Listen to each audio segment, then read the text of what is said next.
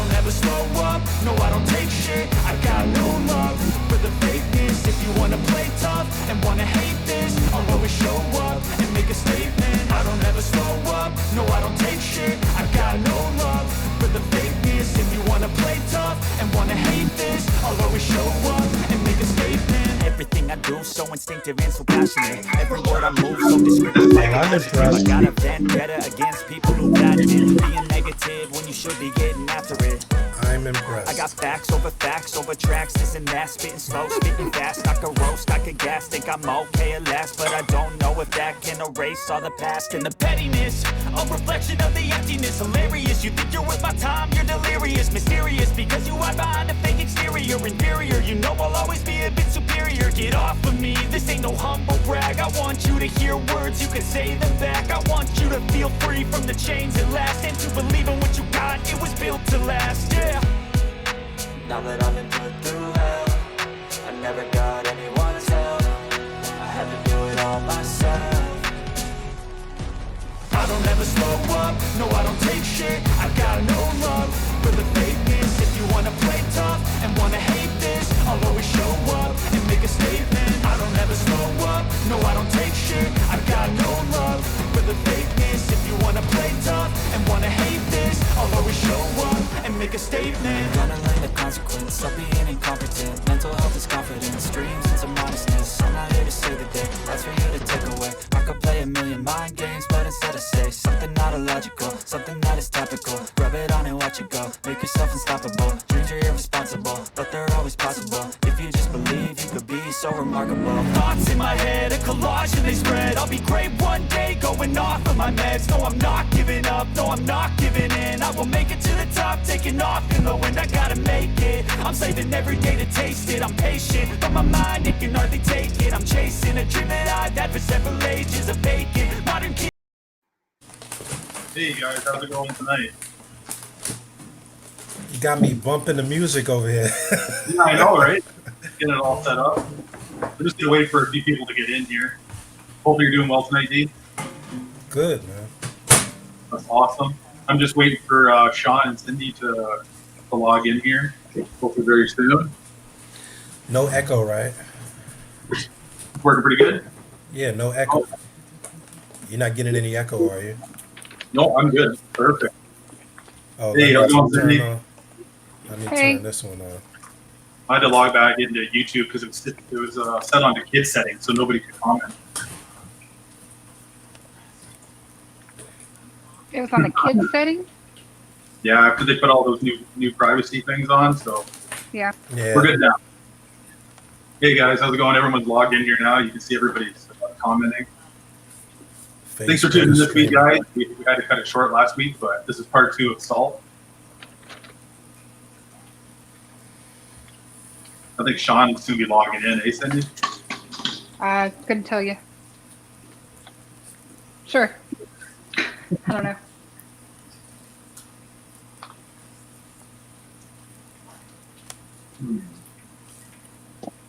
You guys hear me okay? Yeah, I can hear you perfect. Great. Hey, Angelo, how's it going? Hey, Phil, thanks for joining in this week. Phil. Phil Bryce. A couple of my buddies here from Ottawa.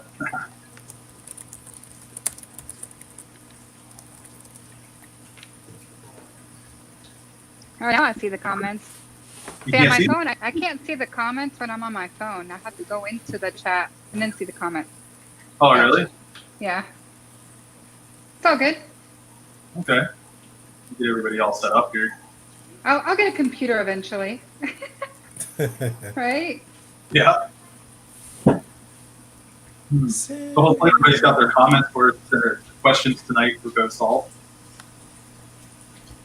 I know Mark, he's itching, he's ready to roll. Oh, he was right. I know, right? Oh, I know. He's prepped. He's super prepped. I know, right? He's got like a list. He's got a big list. Hey, Dana. Hey, Tom Lamb, how's it going, buddy? Tom, your first timer? Well, thanks for joining up on the show. Yeah, welcome. There is no bad questions, by the way. Only the ones that you don't ask. Right, guys? That is right. That's right. You can ask any question away. We're all here to learn and get educated. We can't learn if we don't ask. Exactly.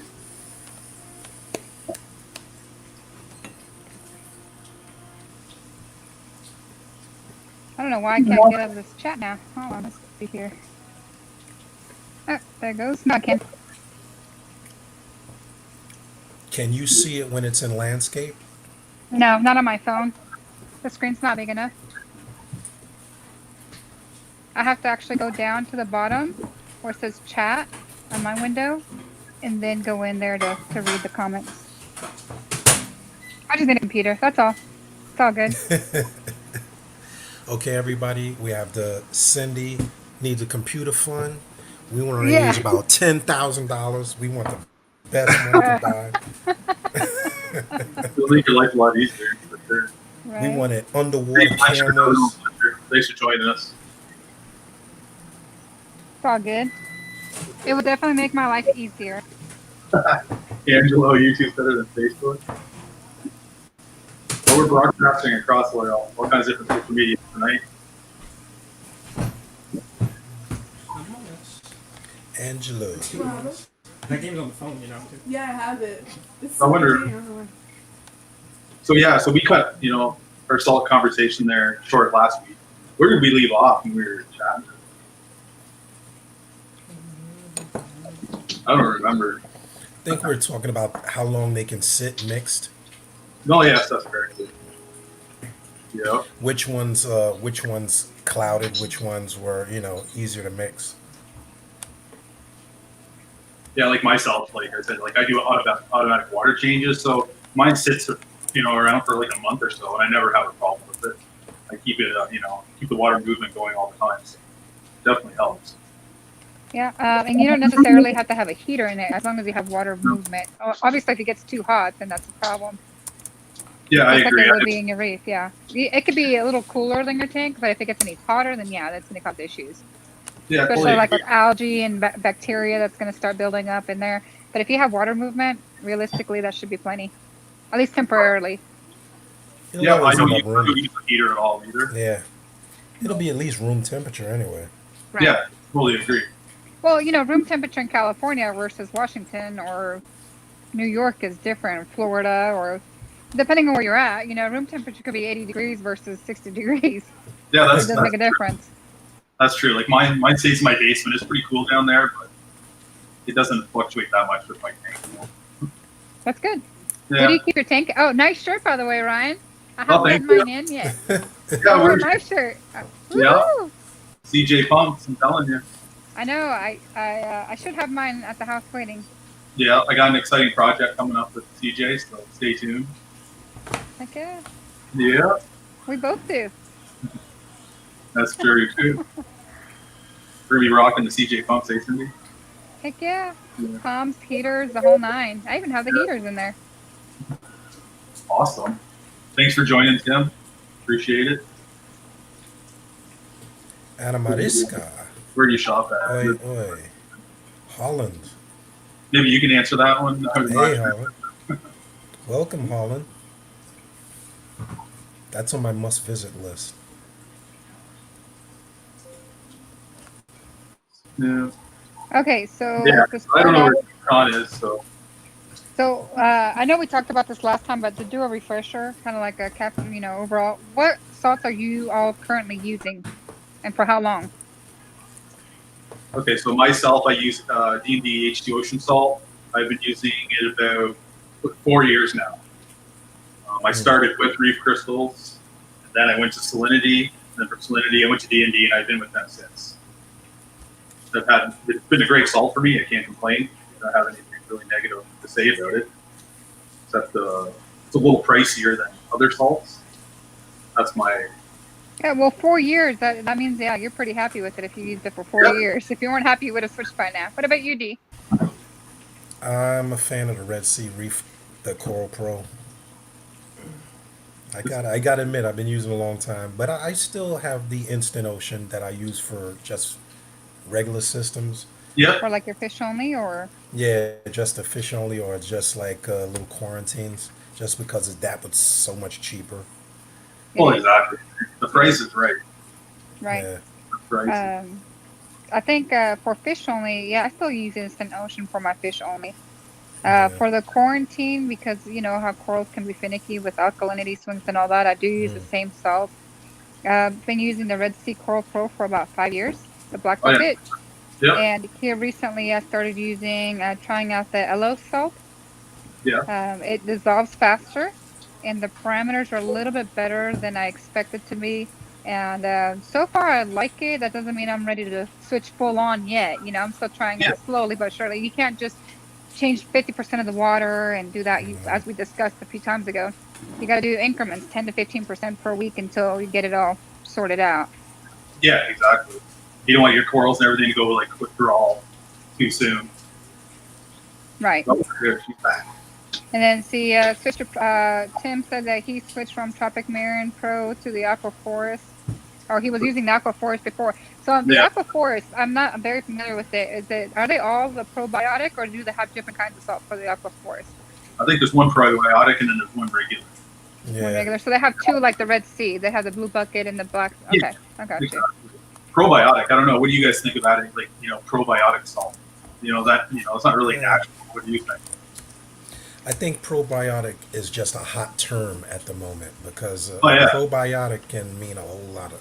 It can mean a lot of different things. There's Well, I no totally agree, right? isolation of when they say a probiotic. What aspect of the salt are we using Exactly. probiotic for? Is it a quarantine thing? Is it a coral color up? Like it's like saying vitamin C in orange juice. Like vitamin C has always been in orange juice, but now they say, oh yeah, it's vitamin C and calcium, but it's the same orange juice. Well, Phil says 3 times. I know Phil. He's a big fan of Aquaforest, and he knows quite a bit about that stuff. So if he says there's 3, there's probably 3. I'm not too up on Aquaforest because I don't use any of the products except one. I use their iodine supplement. I hear big things about their Coral Pro setup Yeah. aside from the salt, so I guess it's meant to accompany the salt. Okay.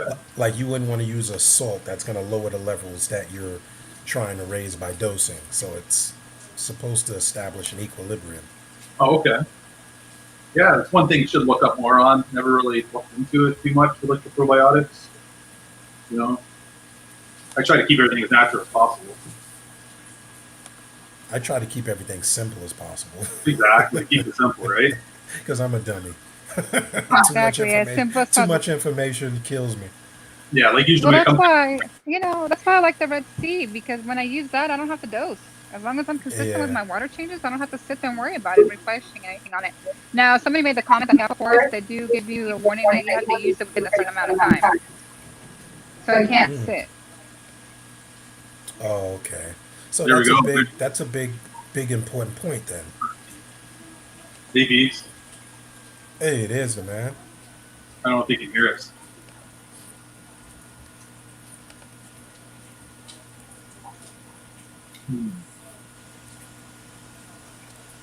Can you hear us, Beavs? Okay. Everybody's mic on. I can It hear sounds you. off at the moment. Yeah. He said 1 minute. So Queen City of Fritz Breach, Pro. Fritz Pro. Like yeah, Fritz like is my actually one that I haven't tried yet. I No, say me yes, either. but I've only used the Instant Ocean when I first got started. Then I went to the Reef Crystals when I started getting heavy into the corals, because that's all I knew and was available to me at the time. And Yeah, then 5 years exactly. ago, I did the Red Sea, and then Fritz was not a house brand where I lived until recently. Until within 2 or 3 years, it kind of just exploded in all my LFS. Yeah, exactly. Same in my hometown there. The store, he finally started getting some Fritz product. It has been for a long time, but starting to see it now. Yeah. Like myself, I've never used their salt, so I can't really comment on how that one works. Yeah, I know the Tropic Marin is a very popular one, but that's something that's not really available where I'm at. Yeah, exactly. Pretty much it comes Yeah, down to what's available in your area, right? Yeah. And then a big thing, I think the next poll, Ryan, I'm gonna shoot out to all of the stores. What Yeah, salts are the stores using? I think that's a really important point to hit on. we got Sean from LG Barn.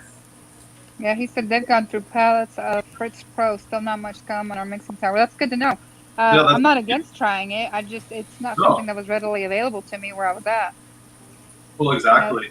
that's It's like my favorite answer to give everybody. They ask me what salt to use. Whatever you can get your hands off that you can afford is my answer. And make it Because work. you don't want to get Tropic Marin and then, oh, your store ran out and you can't get it because of all the issues with COVID. And then you have to switch salts and then you're messing with your parameters, because the alkalinity, magnesium, and calcium and every different salt is different. And those swings in the long run will cause issues, as we've all seen, like RTN on SPS. One of the most common Yeah. issues that people don't realize when they switch salts, even if it's just a 5-gallon water change, well, when you're doing that on a 20-gallon and it's yeah. SPS dominant, that's a big water change. So you start to see RTN because of such a big swing, and people don't realize or associate those together. Oh yeah, for sure, for sure. They've gone through 30 pallets at Algae Barn. Holy moly. Yeah, that's a lot of 30 pallets. 30 pallets. Yeah, 30 pallets in how many months? I should say years, but I'm guessing it's months. Switch back and forth between salt brands. Yeah, it is sketchy. And I Yeah. understand on an emergency situation, like if you need to do a really quick water change and you just realize you're out of Red Sea and you can't get it in for 3 days through Amazon or Marin Depot or bulk resupply. But even then, you got to do smaller. You can't just panic and do a large water change like that. Yeah, exactly. That's like myself. I'm doing water changes every day. I do about 10 gallons a day. I'm doing big water changes. Keeps everything more a lot stabler. Doesn't stress anything out. So I've been successful with that. So now that you have that automatic water change, would you ever see yourself going back the old way, even if you went to a smaller tank? Might just hook one up on a smaller tank. Not just. I love automation, and I love that I don't have to be carrying siphoning water out in buckets of water, getting all over the floor. I'm not gonna lie, I like it the way I have it. Once you go automatic, you don't ever want to go back. I know, right? It's so easy. You mix it up, turn it on, and just let it go. That was the wish list. If we said we had one thing we wish we could go back and do with a tank, Yeah, automatic water storage and water changes would be number one on the list. yeah. I'm gonna so Angelo. Hey, Angelo. He's gonna switch from Fritz once he has it on. Turn it on for the volume ball. We got some pallets down. Pallets. Yeah, I know, eh? So Fletcher, Fritz is all our local, so it's all the carry. Sorry, I'm moving rooms. No problem.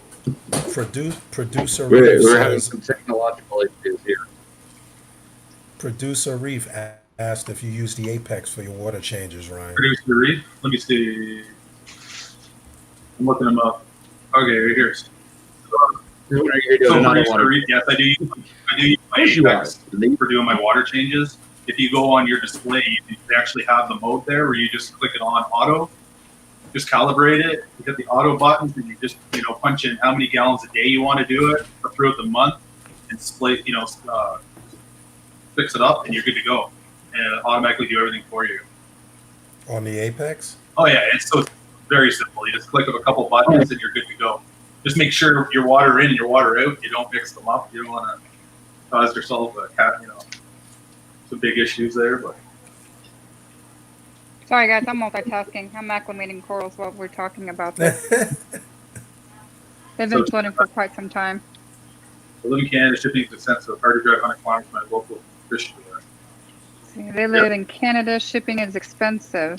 Okay. Yeah. So, yeah, that can be an issue. Yep, definitely be an issue. I think what you should do is find somebody you can buy bulk from. Probably save yourself a lot of money that way. Yeah, the problem is that it gets expensive. Yeah, that's the thing. It gets expensive to buy in bulk. I mean, I don't know about you guys, but I'm still a broke reefer after 14 years. I can't buy in bulk. I mean, that's just being real. I can't afford to sit there and buy in bulk. What we did with that is usually 2 times a year pre-COVID, we have bulk orders through the club. Like we get Right. bulk orders through the club. All of us, let's say we want to buy salt, Good way we'll to do put it. it together, and then we have it shipped to Steve's, the president's garage, and then we divvy up. I mean, we do it with that. We do it with frozen foods. We do it usually around our giant like auction times. It Yeah. saves people that shipping smart. cost. It's like drop Yeah. shipping. You get a drop shipping cost. So. Well, definitely, yeah. Well, that's one way to do it. I'd be up to doing something like that. And you can Yeah, do it from and your if local you guys store don't, too. yeah. If you don't, yeah, I was gonna say if you don't have a local club, then definitely go to your LFS and see if they're willing to do that. We used to have a local group in Oklahoma. It's not very active anymore. Where if somebody had an emergency, there was always somebody available, basically 24/7, saying, "Hey, you need an emergency water change, your tank leak." Paul Whitby's 600-gallon tank or 300-gallon tank broke a steam. We had 7 reefers there and took down that tank and had it all over his living room within hours. You know, Oh, but really? that's what the local clubs are for, to help you out. So if you have that, definitely. It's kind of like we're talking about renting out the clamps, the glass clamps to move tanks, Oh, nice. or like a perimeter. If you have a club, that would be a great investment to have for the group. Yeah, because they're not cheap. Yeah. You know, because those membership fees that you have, the dues essentially pays for the equipment, right? Yeah. So, I mean, that is a very smart thing to do. What group are you in, the Manhattan group, D, or which group are you at up there? Brooklyn. Aquarium Society. Brooklyn. Yeah. Okay. So we comprised Manhattan Reefs, Pacific Aquarium, all the aquarium stores and local stores in Brooklyn, Queens, Manhattan, the Bronx, Staten Island are kind of part of our sponsor team here. Yeah.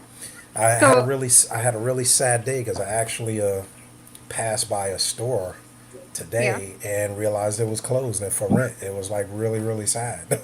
Like Was it really open sad. before COVID or? Yeah, it was open probably a month ago. Wow. Yeah. So, you're just showing that point, though. You know, you got to shop local. You gotta help those stores out. you gotta get those stores on board. You gotta stay in point with them. Sorry, And this guy, checking he put in a lot of investment into his coral side. I mean, he had all Ecotechs lined down. He had custom tanks. He really had a nice display. Young guy. That's the money there. Though. Yeah, that's what I was saying when he opened. Yeah. It's hard to pull get that money back. I mean, Oh, exactly. that's why we gotta stay in tune with these stores. Yeah. They'll pretty much bend over backwards Oh, yeah. if you tell them what you need, because they're never gonna order something that they can't move. Like if they can't Right. sell it, they want to know what the local people are using so that they can order it. Yep. True. Right. Like the store that in Denver yesterday, the Fish Reef, that guy, he said he's cashed in his 401k, his whole retirement to start a store. So it's in his best interest to help out the local community, you know, not just online sales. But if he doesn't know what his customers are looking for, then it's really hard. Like he was asking about Apex. What do you think about Apex? I told him, honestly, I think most reefers cannot afford it. And that's So what I I don't said. necessarily think it's a wise investment for you to spend $8,000 to $10,000 in product that you may not be able to push for many months, because the average reefer just honestly cannot afford that. I can't. That's the discussion we had today. My friend and I, we were sitting and we literally had that discussion today because I've been trying to talk him. This guy has Yeah. a fish room. I'm talking about, he has probably 20 something tanks and he breeds fish. Right. So we've been talking about how simple is. I'm always telling him it's very simple to set up a system. It is. But the It's problem maintaining is, let's say you put up the upfront money, you're buying so much, you're putting so much money in the equipment, you're overwhelmed. You're trying to figure out how to run the equipment instead of understanding how the tank works. Like salt. Salt is the most important and basic thing in the tank. But Yes. really, how many times do people have this discussion? What salt they should use? Every Yeah. day. So Angela's fish tank's got a question. What draws you to your favorite salt? Is it availability, parameters, or the price? What would you say for you guys? What is your go-to why? All of the above. Yeah. It depends on how expensive it is, if I can get it readily, and what the parameters are going to be when I test it. Not what's on the label, but when I actually mix it myself and test and verify that that's what's coming out of there. Well, exactly. That's a very good point there. Where when you do mix up your salt, you should check your parameters to make sure they are going to match up what's going back into your. And if you don't have a test kit, get one. I don't I don't even If you're care a if it's reef an fan, you don't have- API. Yeah. and you don't I have a don't care if test. it's, yeah, There's a it could be an problem. API. Anything is better than nothing, because it'll at least give you an understanding or a basic of what you're looking at versus going in blindly. Because there's still a lot of people out in this hobby that don't have test kits. They rely on their Yeah. LSS to test the parameters. And I'm not saying there's anything wrong with that, but I'm just saying, I appreciate the fish stores that not only teach me how to test, but they actually, have the patience to go over it over and over until I get it down to make sure. Well, Like, exactly. yeah, Yeah. like testing for calcium on those Hannah checkers are not easy. Like, I had to sit there Nah. and read on how to use that. Well, I know, Because, right? You're used to Well, I still got mine. Mine's in the you still box. got yours? Yeah, and I that's still have it in okay. the box because I use the Red Sea test. I'm Yeah, and so that's what I used was to used just to. using the regular test kit. Yeah. And that's what I used for many, many years. And then I was finally able to get my hands on the Hannah test kits, and now it's just like night and day. But like the other day, I was testing parameters on a tank, and I'm going to tell you right now, I didn't even test calcium. I test everything else except for calcium because there's so many little steps involved. And I had 2 little kids, and I didn't want to screw it up and waste the test, the reagents. Yep. True. Yeah. I pretty much use Hannah for everything. Just check through it. Throughout the week. Just make sure like all all the robots are staying up to check. All the robots. Just showing your bougie side there, Ryan. What's The that? robots. I said all the robots. Showing your bougie side. The Robot. Terminator. That's what I call Terminator. pretty much what they're doing. I can't say you believe me though. I got to get my Alkatronic up and running. I found Oh, that it's comfortable. I was having some issues with my water box, and Oh, I've got, really? oh my gosh, I've got some issues going on there. Yeah, the Alkalinity is very good to test with. I love mine. It's nice to see, that elk reading it out every day or how many times you want. Definitely keeps your tank very stable. See, that's why I got to get it up because my Alk was at 7.5, Yeah. and I was like, oh, that's great because now everything's gonna start dying. Well, Mark's asking here that he doses calcium, Yeah. magnesium, and alkalinity, and he cares about the brand of salt. So that's where we go back to like Red Sea Coral Pro. You spend more money, but you're dosing less. Yeah, that's true. That's true. So, we discussed this briefly last week as well. You can buy a better quality salt like Tropic Marin or Red Sea or Fritz Pro and not have to worry about dosing as often, but you have to worry about your levels in between your water changes. So if you're not consistent with your water changes, like weekly or every 2 weeks, Yeah. those are going to cause some big swings, and then it defeats the purpose of buying the nicer, better quality salt Yep. with, stable, higher parameters that you don't have to worry about replenishing on dosing. Exactly. Like the D&D HD ocean salt I use, they dose a higher magnesium. They call it magnesium flow. Gives that little extra boost in there. Mm-hmm. That's one extra thing that they add to their recipes. Yeah. And Like myself, like running D&D H2 ocean salt, because I run a calcium reactor, and I'm getting everything I need out of that calcium reactor. It's like, A, do I keep buying the D&D H2 ocean salt, or do I go down to, like a cheaper brand, or, back to H2 ocean salt? Because I really just, my aquarium, my reactor's doing everything pretty much that I need to do, you know what I mean? So like his question there for myself, A, yeah, should I go back to like a cheaper salt and, let my calcium reactor do its business, you know what I mean? You could typically, but then you Oh, I also have know. to worry about your other parameters too, not Yeah. just your calcium. So, I mean, it depends. Honestly, I think it also depends on the bioload. Do you have a fish-only system? If you have a fish-only system, why are you worried about those? Why are you chasing numbers?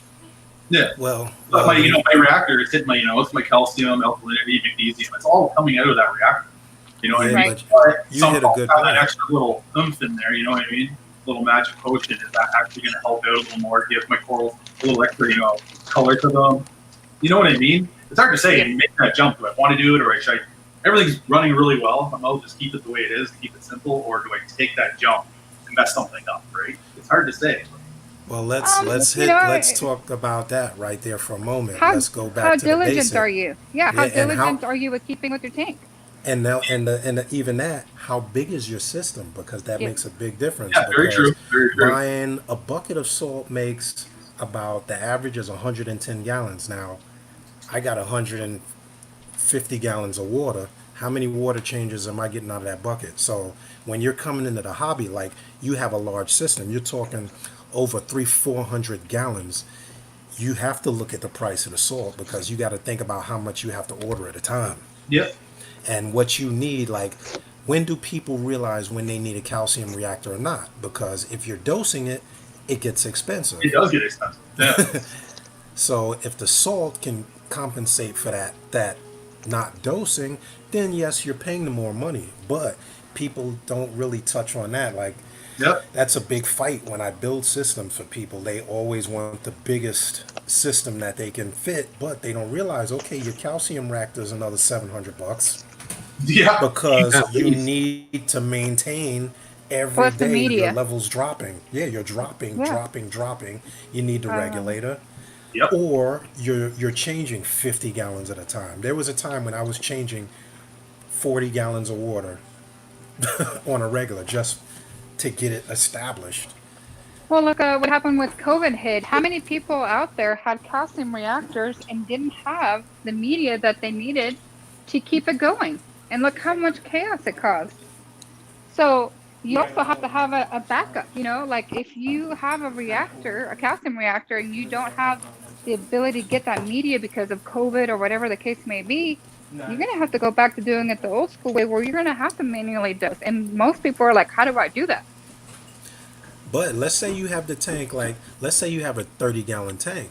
Right. If you have the system set up to do an auto water change, now, Right. do you need to dose? Because you're regularly changing and replenishing water. You so should, do you really theoretically. need to dose? Well, that's why you got to keep testing, right? You got to test. Yeah. You got to test. You want to have a successful tank, you better be testing. Hey guys, we're getting a couple of interesting questions in here. Like Kirk asking if we can see these comments. Yes, Kirk, we can actually see the comments and everything. Just we're covering so much, it's hard to get to them all real fast. All right, so I let's, can't see the comments. Sorry, I can't. Okay, well you can see them when Ryan pops them up. yeah, I can see him. I can see him too. I have both screens I've running. got- Yeah. 87 chat comments that I can't see unless I pop out of the screen to look at them. so Sorry, guys. would So you guys let's- see your alkalinity? As I say, before we get on a tangent, let's run through these. So I personally like to keep mine like 8.2, 8.4. Yeah, 8.5 for myself. I'm 8, at least 8. I'm at 9.5 to 10 Yeah, for the alkalinity. So now Gary, Charles asked if 7.5 is a decent number. yeah. But now when you talk about numbers, you can't answer that unless you know what you have in your tank. Yeah. Do you have soft If it's coal? Do you have SPS, SPS? Is LPS, it 10 gallons? Is it 100,000? There's Charlie's question. So you need to look at your bioload. You need to know how the corals are responding, and you need to know like different salts will raise that, and some salts will drop it. Exactly. So first start with your salt and see if you have on the back of the bucket. It'll give you most of them will give you a alkalinity, calcium, and a magnesium number. If you can't find it on the packaging, usually you can go to their websites. So the problem is that the coral that I have in my tank that I was talking about dying off, they're not used to that 7.5. They're used to that much higher alkalinity. Yeah, the 9 and 9.5. Yep. So that's why I was saying I got to get that up there. The 7.5 You'll see isn't it. terrible if you're maintaining it. And depending on what tank they're coming from, if you test the water that you're getting them from and it's at 10, then you know your 7 is too low. Yes. That's definitely a traumatic shock. It is, and you may not realize it until it's too late. But Dee talked. I think it was Dee that brought this up last week. We have to get in the habit of asking our LFS what kind of salt they're using and what those parameters are, and look them up, because I could bring a coral home that's used to having an alkalinity level at 7, 7.5.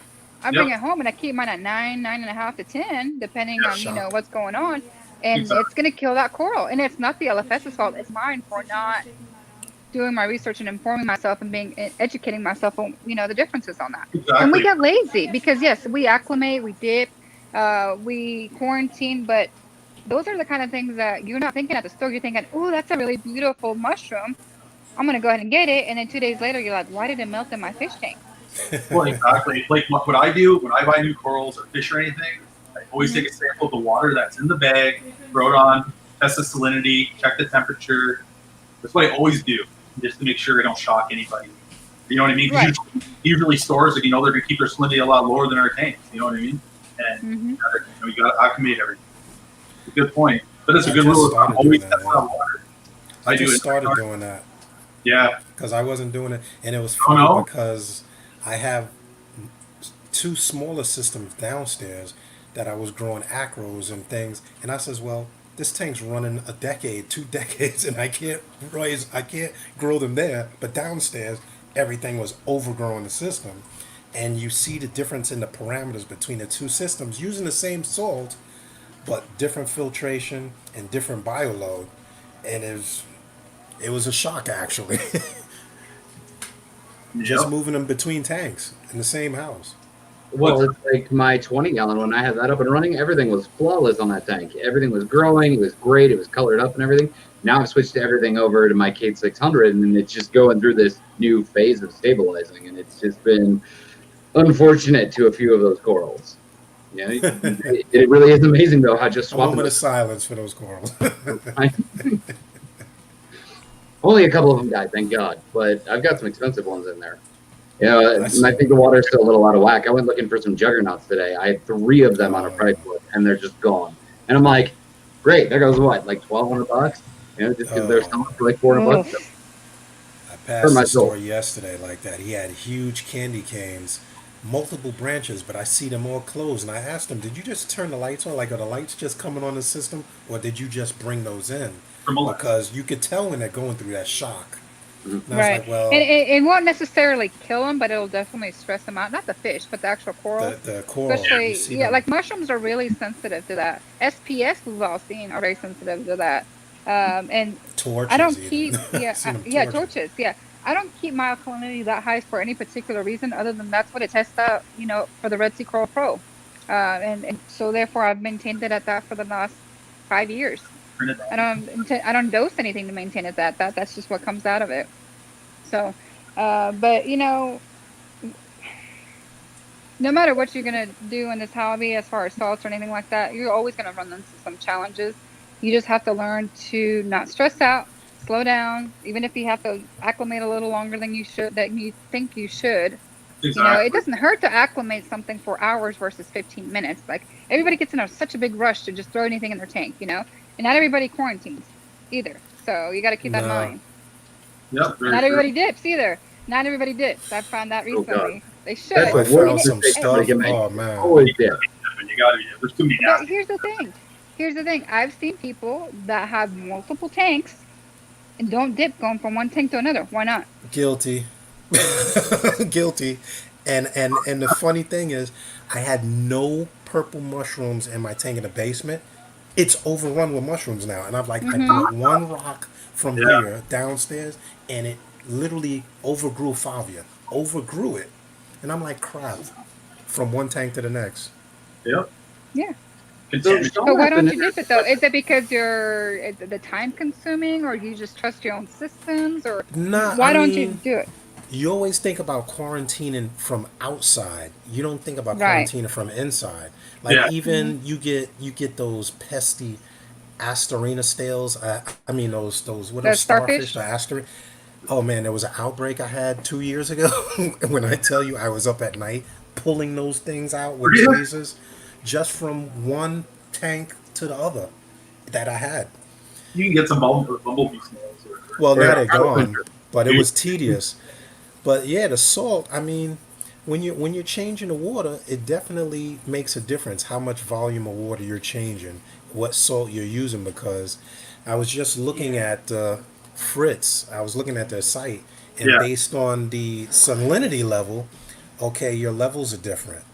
So if you're changing a lot of water and you fluctuate it too much, you throw it off. Usually people are testing the salinity, but not testing the alkalinity within that water change. Or I mean, it's asking a lot of people, but on the back end, when everything turns white at the tip, you're like, well, I use the same water, I use the same this. Maybe this water was too cold. Maybe it was a 1 milliliter off. It was 1.25 instead of 2.6. Yeah, I found like one time I was running my tank. It got out of control. It's like 10 pph, I found like SBS, like they were growing faster than they could keep up, like with their skin. You know what I mean? So the white tips were showing. The algae was starting to produce on the tips because the skin wasn't growing fast enough. You know what I mean? Because I had high L and I had low phosphates, so they weren't getting what they needed for nutrients. Yeah, what a story. You know what I mean?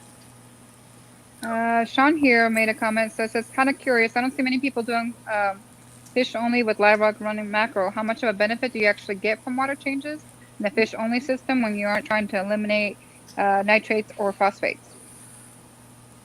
Well, that's an immediate. When you change water, the one thing that we don't mention is ammonia. This fish still generate ammonia, and when you do a water change in a fish only system, I got a fish only system downstairs. You're not focusing on the levels, but you're focusing on the nitrates, the algae blooms, and removing ammonia from the system, because it doesn't just disappear. That's the no, it doesn't. Very true. And then well, let's be honest. Mark, We're talking about Sean asking a question here. There's another legit reason on why people would run macro in a fish only system. Pod habitat.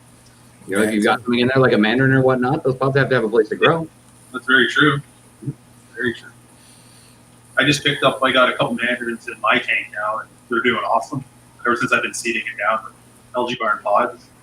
Oh, I tried those so many times. You've been seeding that for months. I seed it all the time. It's doing wicked. Yeah, every month.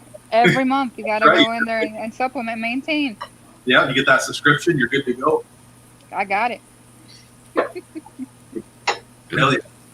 And then let's see here. Yeah. Mark says, let's So good say I question, switch John. salts. Who we are here. Let's see here. Adjusting percentage of old to new versus silver. Yes, gradually. Don't do like a 50% water change. Always do gradually on the salts, especially if the parameter is completely different. And like I said, we get in a hurry. It's not that we're lazy. We get in a hurry. 90% of the time when we're doing an emergency water change, we are not thinking parameters. We're thinking we're going to save whatever we can. And we're not looking at, what the differences are. We're not testing our water before. We're not testing the salt that we're mixing up to see if it's even close to what we have in there. So it causes more harm than good to rush. And I know in this hobby, everybody wants the instant gratification of, oh, I'm not going to quarantine. I'm just going to throw it in my tank. Or I'm not going to dip. I'm just going to throw it in my tank. Or, sink or swim, hope it lives. And if it doesn't live, oh, well, it was just $10 piece of coral, When you got like $1,000 worth of fish in there or whatever, why risk that? You know what I mean? All your fish are healthy. You've had them for months or years, and you throw one in there, just wipes it out. It gets some velvet in there. That's the stuff right there. Well, back to the water change. One thing didn't get a lot of credit, and Fluval came out with it and then kind of put it on the back burner, as they're kind of good at doing, is they had built an all-in-one system in which the water change was built into it. There was a bucket underneath, and you turned the valve, and it drained out X amount, and all you had to do was fill it. I thought that was the greatest idea. It was the greatest idea that never got caught steam. Like, it had an overflow. It dropped at that level. Boop. It filled up a little bucket. You took the bucket out, and you filled it back up. So if, let's say you have a 30-gallon system, you have a 10-gallon tank with a divider that's 5 and 5. That's your water change. An empty side fills, and you pump up into the tank, and your water change is done. You don't get any easier than that. That's a crazy idea. I kind of like it. They started it, and then it didn't take steam. I was sure it would take off. Angelo's asked, what temperature do you consider to be high, and what are you comfortable going to? We'll go around from top to bottom. I run my tank with 78. 77 right now. Yeah. I won't go over 80. Yeah, see, I run mine at 78 too. Yeah. And so definitely try to keep it out from going over 80. Mine fluctuates. Well, especially, how much fluctuation do you have at night? In the summer. At night, it'll get down to about 75, 76. Yeah. Once the lights are full blast, 79 to 80. Seahorse tank's much lower. On the seahorse tank, it would be about 74 degrees to 76, 72 to 76 on the dwarf seahorses. Yep. I'm not comfortable going over 80. 80 is pushing it for me. If it gets to 80, I'll shut off my lights. Yep. Oh, I get 80 in the summer, easy. Oh, Here in yeah. New York, this summer we had 90 degrees every day. I So the hear you. room, without cooling the whole room, the tank will hit 81. When it hits that, the lights actually ramp down and the Yeah. fans cut Right. on. Yeah, Yeah. But then you're evaporating water like no tomorrow. you Yeah. are. You are. But when you're cutting down those lights, it's reducing some of the heat, especially if you're not using all LEDs. If you're running like T5s or metal halides, Yeah.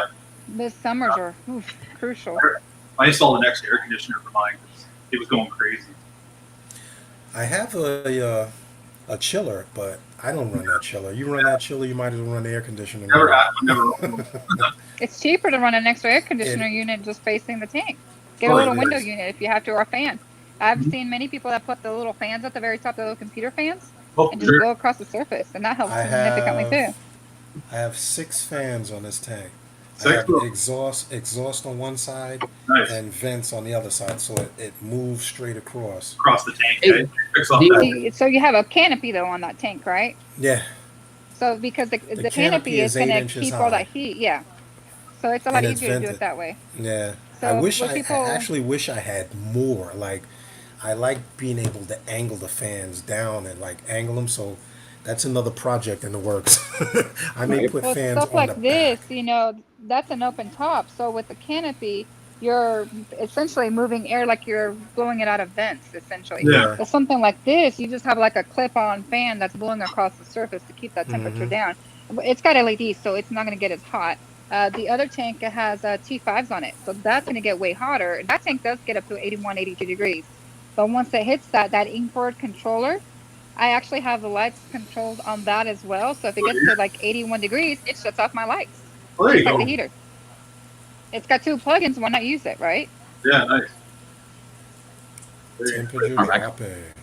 So now, do you have a lot of evaporation, like with the open top? Because I get a heck of a lot of evaporation downstairs, and the salt Yes. creep is a constant. Yeah. Yes. But I find it. I'd rather have to deal with the evaporation versus the You have salt creep and damaging my stand and my canopy. Yeah. Yeah. I put plastic. I got. I don't know how you have it where you are. The hardware stores sell sheets of plastic in a roll. I Mhm. actually lined the inside of my canopy Oh, with the did you? plastic, and in the back, where it hits the Mhm. wall, it runs down and it keeps all the salt creep off the hood, and it literally stays into the tank. No, really? I don't know Good. why I didn't think of that like years ago. I tried pretty doing solid. Good. the Flexi Seal. That spray where you seal everything for water and all that. Yeah. I tried that. It lasted for 6 months before it started peeling because of the Oh, salt was really? so bad. Really, it peeled? Yeah, and that was just on the Wow. inside of my stand. So it'll peel. And I did 3 or 4 layers of it. My 8-month-old was sitting there picking it out one day. I was like, oh, okay. If you look, you can see I all see those it, lights yeah. going across. Oh, yeah. All of those have fans, and then So they're what- all hooked What up lights to do the you have in there? apex. What lights do you have in that tank right now? Some cheap LEDs I got about 5 years ago. Dissunny, the company, they were just coming out, and I was using. I forget the name of them. There was a company called Build My LED, or something like that. Mm-hmm. Yeah, I So remember I'm that. using these high impact LED lenses with reflectors. Well, now Ecotech makes them. Back then, Right. they didn't have reflectors. So, Right. yeah, I'm running 324-inch fixtures up there. But they're all LED. It's not a hybrid of some sort. Is there all LEDs? I was seriously thinking about running a hybrid, but I don't really see the necessity in it yet. I'm still playing around with that idea. Yeah. Do you have corals in there, or is it fish only in that tank? No, there's a lot of coral in there. I actually took a lot out.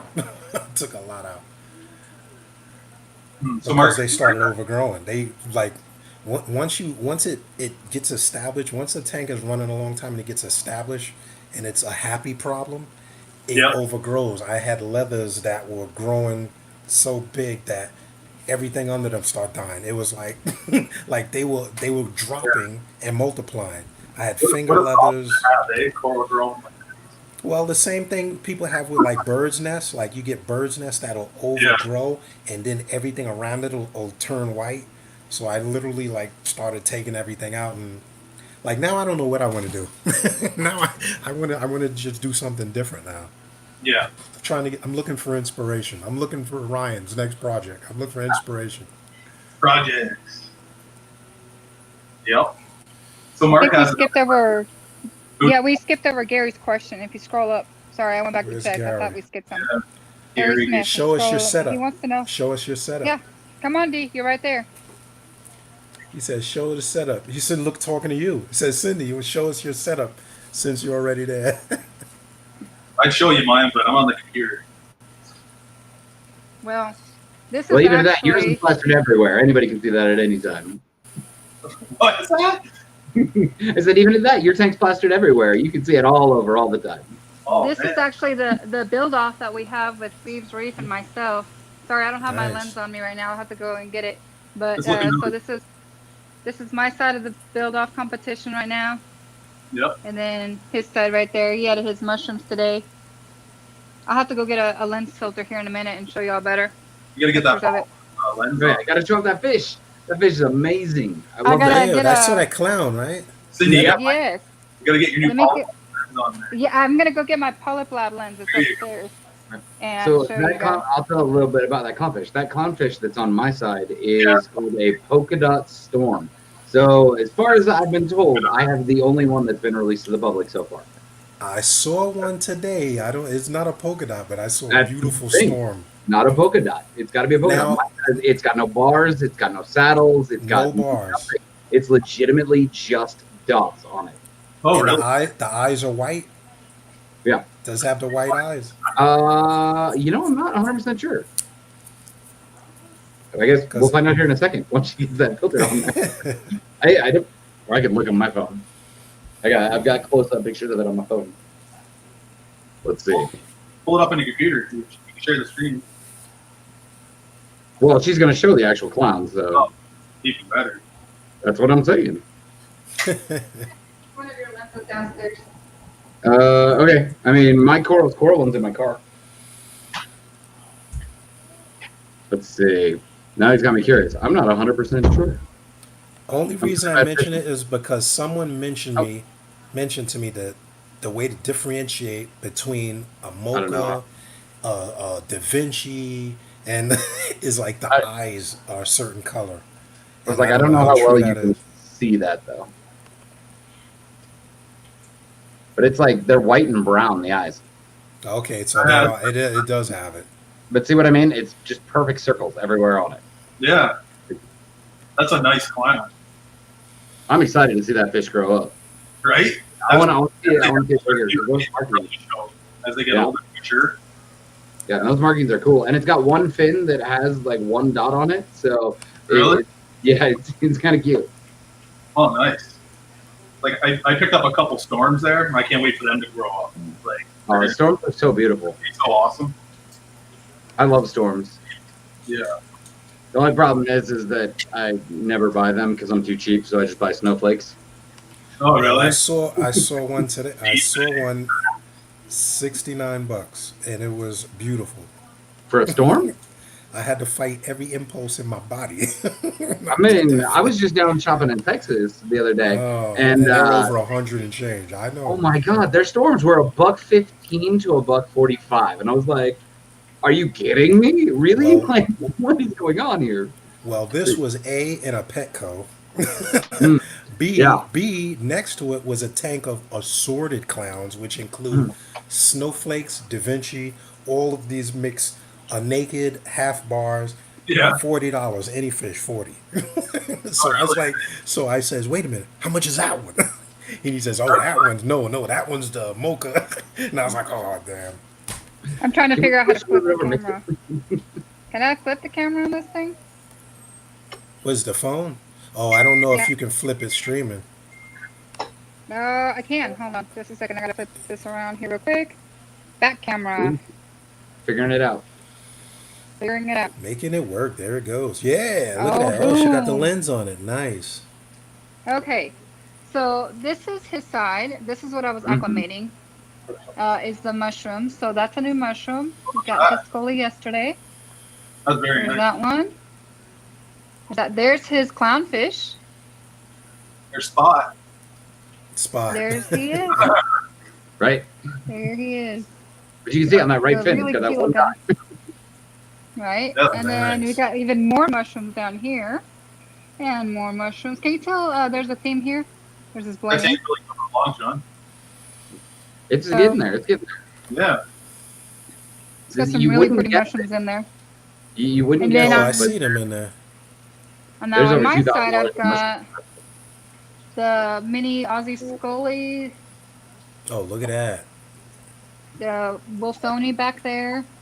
Is that a Some rock torches. anemone? Or is that a This scully? one, Was that a rock this anemone? that one's a rock anemone. This one that one's a Scully. Oh, It's one of those Croc Island little ones. I That's love the that one. green and yellow. You need that, There was- Ryan. Hulk, right there. I know, right? Yeah. Green and yellow. no, Perfect. Well, Ryan here's needs this that one. Wilsoni. Oh, That man. Wilsoni is gorgeous. That lens or that filter there, I promise you, is not doing that Wilsoni justice. So there's some zoas. There's my clownfish. There's the Nice. female. So that's a black storm, and then my male is a mocha. So See, I There want they this are. guy here. I want this guy here to set Hey. up his salt water so bad because he breeds everything. He's the type of person that would go to the store like we'll pass something. Oh, look, there's a spotted pseudomogus rainbow fish. And he's, oh, I need 4, and the next week he'll have 20. Like, he breeds everything. Gary's There's the asking about empty cage. Dude, there's my tank right there. Oh, work in There's the case. progress. Nice. there's even more. So Oh God, this embarrassment here. Uh-oh. Oh. This is the Ready? RO line. What is it? Something that nobody's seen. Nice. It looks great. Oh, wow. That's my Look at water all bottle. that. Nice. Oh, you got everything in there. Yeah. Couldn't decide on a coral, huh? Still need some adjustments. That looks Couldn't good. pass up the deal on that coral. That's what it was. Wow, look at that colony. Look at the size of that. Mhm. How long is that running now? 5 months. Wow. It's impressive. There's a lot of stuff in there that sins though. Just to keep everything from dying. It's housing her nems and everything right now. Now, yeah, are so you... this section right here is mine. Yep. Stack over here, and then most of this is his, except for these zoas. So it's a hybrid of both our stuff right now. It's temporary housing for me, Yeah. but that's Look, the water box.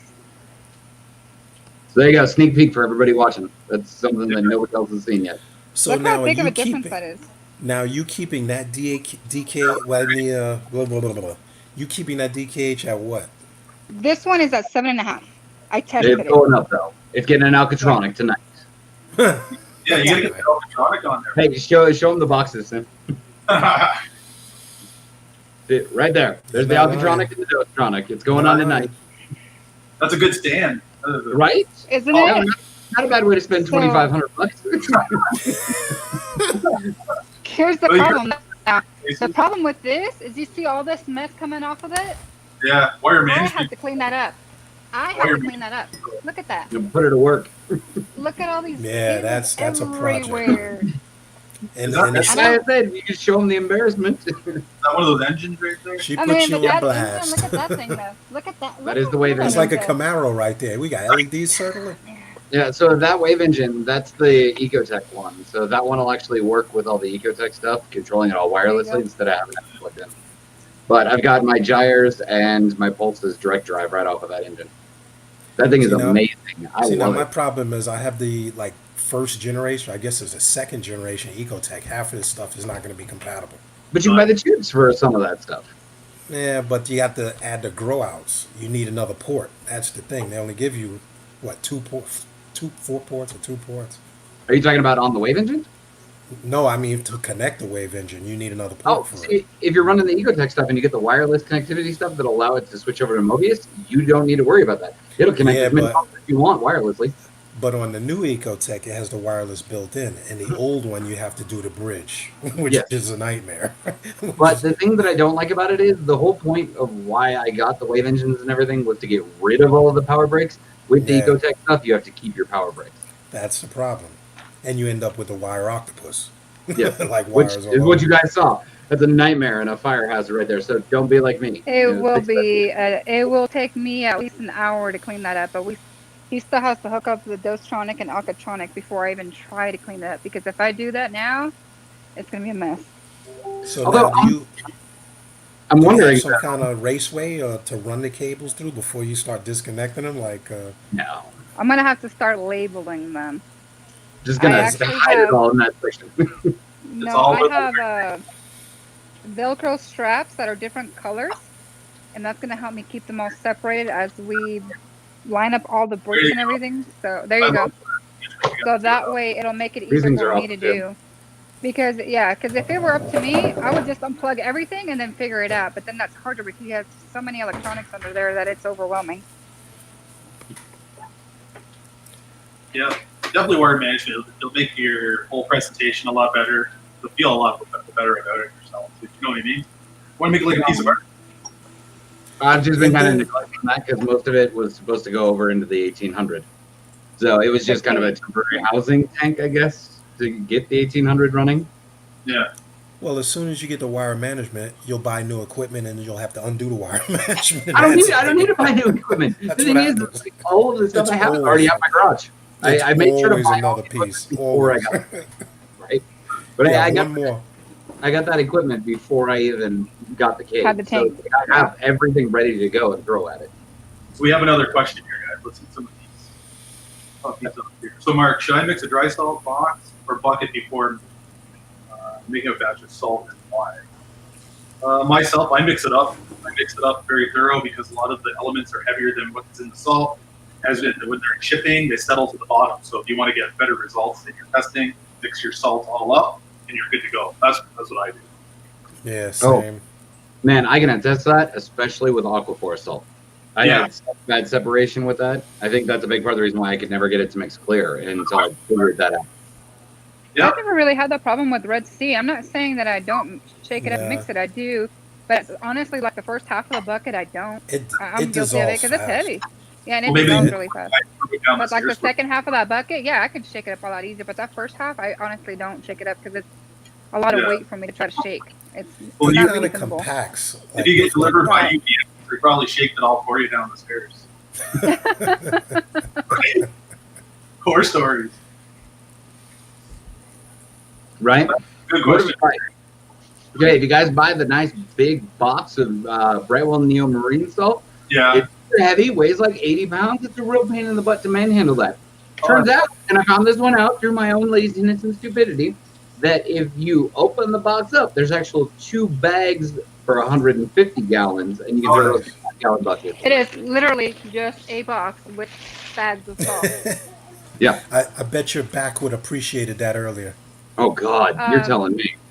Versus this one where it's all nice and packaged and Oh, I can that's pour it out cute. and mix it. You know, I can pour out however much I want Yeah. into the bucket itself because it's in a bag and then shake it up, which technically I could do with the Red Sea as well. But this is all user friendly because I like that it's a rectangle instead of a circle, a big bucket. Am I wrong for saying I'd buy that just for the bucket? You would buy I it like this it. for no. The bucket's No. coming. And like that's it one of just the for the reasons. But it's even cooler. That But you bucket's know gonna what? That's cool. Easy to store too. It is. Mhm. I can stack 3 or 4 of them on top of each other and not take too much space. And you know what? But Illos, they're all about the modern, high-tech, clean look. You know, even if you look at their test kits, who doesn't Yeah, want I to buy like the those test test. kits? They're Test kits are nice, really nice. clean, white box. I mean, everything they do is very aesthetically pleasing. It's Yeah, beautiful that's why to you look pay. at. That's know? what you Yeah. pay for, though. Exactly. It's the packaging, Yeah. right? It looks really flashy. It draws you into the product. It's No, just no, no. like their See, that's tanks. It draws you to it. What you're paying for is a higher quality salt that actually has everything that you need. Oh, very true. The bucket is just a bonus to me. I like that bucket a lot. Yeah, but look at how many That's people why I keep use it. those buckets. Oh, When yeah. you're in the store, the first thing you see is the packaging. That's just Yeah. the fact. Like the first thing you see is the packaging. You're like, oh, that looks True. nice. It is. It's flashy. Like, yeah, that's really going to grow some nice coral with that one. You know what I mean? I'm actually kind of debating on whether or not I want to run the Cade on the LO salt. After seeing everything with how it mixes and all that and seeing the levels, My big thing is before I'm going to run a tank dedicated on the salt, I like to mix the salt and let it sit for a month and then check it. You know, no aeration, no heat, no nothing. Just let it just kind of chill in the corner, right? And then test it and see what levels have dropped with storage there. Because it's important. Because I mean, I like to make a lot of salt, and I'll have it mixing in a bin for, you know, like a week or two, because I'll get lazy or sidetracked if I'm traveling for work. You know, all sorts of things come up. So it's just kind of a safety net thing for me. And the way that salt worked out, I liked it. I let it sit for 2 weeks, and I tested it live. And even after 2 weeks of it sitting there without any pumps, without any heat, open 20-gallon long, nothing in it, not even moving it, mixing it, nothing. It's still the alkalinity was still at 8.1 2 weeks later. Yeah. Oh, we got Ryan in here. Ryan from Aquarium. Hey, Ryan. It's crazy. Okay, so we finally caught up on a lot of these questions, which is really, really good. It makes me happy. Mark wants to know, what trace elements do you look for in salt? Ryan, that's a good question for you. With the size tank you have and the diversity of coral that you have there and everything. What do I look for in elements of salt? Well, myself, I'm looking for the pH. You know, the 3 parameters. That's what pretty much what I'm looking for. Magnesium, calcium, I'm sure they're all up there. You know what I mean? I have a whole other approach. I don't care. I mean, really, when it comes to all this kind of stuff. The same way, Sean. I just didn't want to say it like that. Well, I'm being honest, though. I mean, I've got a calcium reactor, so it's like I'm getting all of those minor elements. And then even at that, I'm still likely to do some 3-part dosing there just to kind of top things off a little bit. So it really doesn't matter, I guess. Like, if you're only doing water changes, you're not dosing, you're not running a high, like coral load, I guess is a good way to put it. If you're not running that stuff and you're not depleting it all, then really, again, it kind of doesn't matter. I think that's a tank-specific question. I agree. It's like Mark just asked here, the story of an iodine. I dose weekly iodine for my system because I run the Pax Bellum Java reactor, so I don't want to deplenish. So I've been testing. It's a hard one to test for. I use the sulfur test kit. I'm not sure about it yet. And this is my first time dosing iodine, so it's a learning curve for myself. But I've been dosing it. Everything's been working out fine so far. So good. I dose every month iodine. Do you? You don't? I do every month iodine. How do you test for it? I have an antiquated iodine test kit. Oh, you have one. Okay. I was gonna say, if you don't have a way to test for it, don't dose it. That's my recommendation. And it's literally 1 drop for 30 gallons. 1 drop. Right. Okay. No, I get it. Just later for that one to see what. Yeah, if it's something I can't test for, I won't add it. I just don't, because unless I'm running it out to ICP test every month, which get expensive. I'm not going to be testing and looking for those levels, because up until the last year, like strontium and all that wasn't even a factor when you were testing. No. Up until very recently, kind of like you were talking about probiotics. Oh, it's a new thing. That's what I'm saying. It's like why? And mind you, people have been keeping tanks forever and never 14 years, and I've never worried about it. The only time I worry about iodine is that if I see that my like my cleanup crew or my mushrooms and softies are suffering, like you said, 1 drop for 30 gallons, but even then it's very minimal. I even forget I have it. And it's like, and it basically, if I see the shrimp not molt, like half out, half same here, and molt, then I know it's an imbalance. It's iodine. Yeah, it's like Ryan says, iodine is extremely important for chaeto and corals. Yeah, one reason why I dose it is for my chaeto. Well, see, and that's a big thing with the importance of macros now, with people using it for nutrient balancing and everything. It was something that people back in the day didn't really think about because they didn't really run it. Yeah, and we didn't have a way to test for it. We really didn't test for it. I mean, I was using a freshwater kit to test for iodine because that was the kit that I had to test for it. Right. And some of those test kits you can use on both. Some you can, some you can't. But iodine, like I said, I don't have an iodine test. But if, like you said, if I see that I'm losing shrimp, like they're not molting completely and they're dying off in the middle of a bad molt, or my emerald crabs, then yes, by all means, I'm gonna add a drop, per 30 gallons for a few weeks until I see if there's a difference. If not, and you'll also notice a difference on your soft corals, like your zoas. They really like iodine too. Yeah. Because here's the thing: if you put too much of it and you're not testing those levels, you're gonna crash your tank, just like any other thing. Like a Facebook user here, I don't know the name. Yeah, overdose in iodine can crash your tank. Yes, it can. Yeah, sure. Oh yeah. You also, I Poison. also use iodine to dip my LPS, like Yep. my my torches. I use iodine. Yep. Definitely good for, like for the brown algae, the brown algae disease, or whatever you want to call it. Yeah, when you have the brown jelly disease. If I see that there's signs of it, definitely that's the first thing I grab. I grab a bottle of iodine. Exactly. You don't want that spreading through. Yeah, Facebook user. I'm not sure what his name. Because I just had some of that in my tank. No, out. Oh my god. Iodine test kit. Yep. That's the thing too. Right? I should throw, do an ICP test on it. Haven't yet. I should. Honestly, I think everybody should do an ICP test on their tanks at least, twice a year, just every 6 months, just to make sure that it's there. Worst case, because a lot of the things that you don't test for, you can test for there. And test your RO water as well. Just because it's saying it's 0. It does, yeah. It's 0. Yeah, I had and, a big a lot of problem people on my with RO the unit. RODIs, you have to keep up with those too. If you have your own RODI, change out your filters, change out your resin. Don't wait until your Change that TDS DI meter resin. starts showing it. Change it frequently depending on your system. Don't wait for the TDS to start reading 5 or 10. Just change it. If it hits 1 or 2, I'm changing mine. And for me, it may only be once every 6 months. But when I do that, I change all my filters, not just my resin or this and that. Even I the do all the yeah. filters. Even Because the I carbon. lose track of which ones you change. I was doing that, like changing so do 1, them all. 2, It's and I was not, like, wait, did I change this one? It's not like the T5 bulbs where you're going to shot the corals. It's not the same thing, Just change all the filters on your RODI. Even if you have one of those little compact aquatic life buddies, those are fine too. Whatever you can afford, change all the filters out at the same time. Don't just do one at a time. Yeah. Like myself, I go through resin pretty hard here because I'm on a well out here in the country, and it soaks up pretty hard. But what I found that works really well, before I do anything, put it in my tank, whatever, I aerate that water.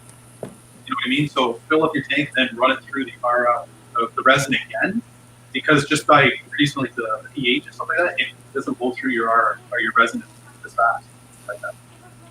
I use a old, what is it? I forgot the name of it. I think it's not a penguin, one of those power heads with the air induction in it. Yeah, and I just turn it on. Yeah, with the wheels on it. Yeah, I remember using those and when I I just first turn started it on up. and it Hang just on back. pumps all the air. Yeah. Yep, exactly. And you'll save your resin a lot. Y'all are speaking That's of foreign how language. this is running. I still have that pump. That pump is a godsend. So we have another question. I use that on my quarantine. Because I have a scrubber. Exactly. Same thing. He's running a scrubber. Iodine's definitely going to help. I don't even know how to answer. I was just looking at the. What's that? I don't even know how to. Brownie? No. Oh man, I want a brownie. See, now that's just plain cruel. That's just plain I'm comfort cruel. eating. Well, you guys were drinking last time. I'm comfort eating. I've had a really rough week. I need some comfort food. I'm having Chocolate brownies. tonight. You got coffee? Yeah, Tim Hortons. Oh, see, look at all of you. Yeah, I've got my brownies. Where's yours, D? You were drinking what are last you week. I had to get the big I don't cup even have out. a drink. Just lying. Put the whiskey in there. Yeah, dilly. Right? I'll drink that one. Except it's not Bud Light, though.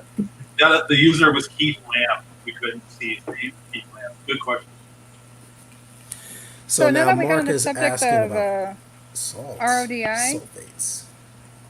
Oh, sorry. Go ahead. I missed that Sulfates and salt. I have no idea about the sulfates and Yeah, I salt. don't really do the sulfate thing. Yeah, I can't say that's a question that I've ever looked into. I'm gonna I have to. never thought about Gotta sulfates and I salt. think we're getting stumped on this one. Right? Sulfate. Is it important? I think it is important, but like we discussed earlier, we don't have a way to test for it. Unless you're sending out an ICP test, I wouldn't worry about chasing numbers on it, like pH.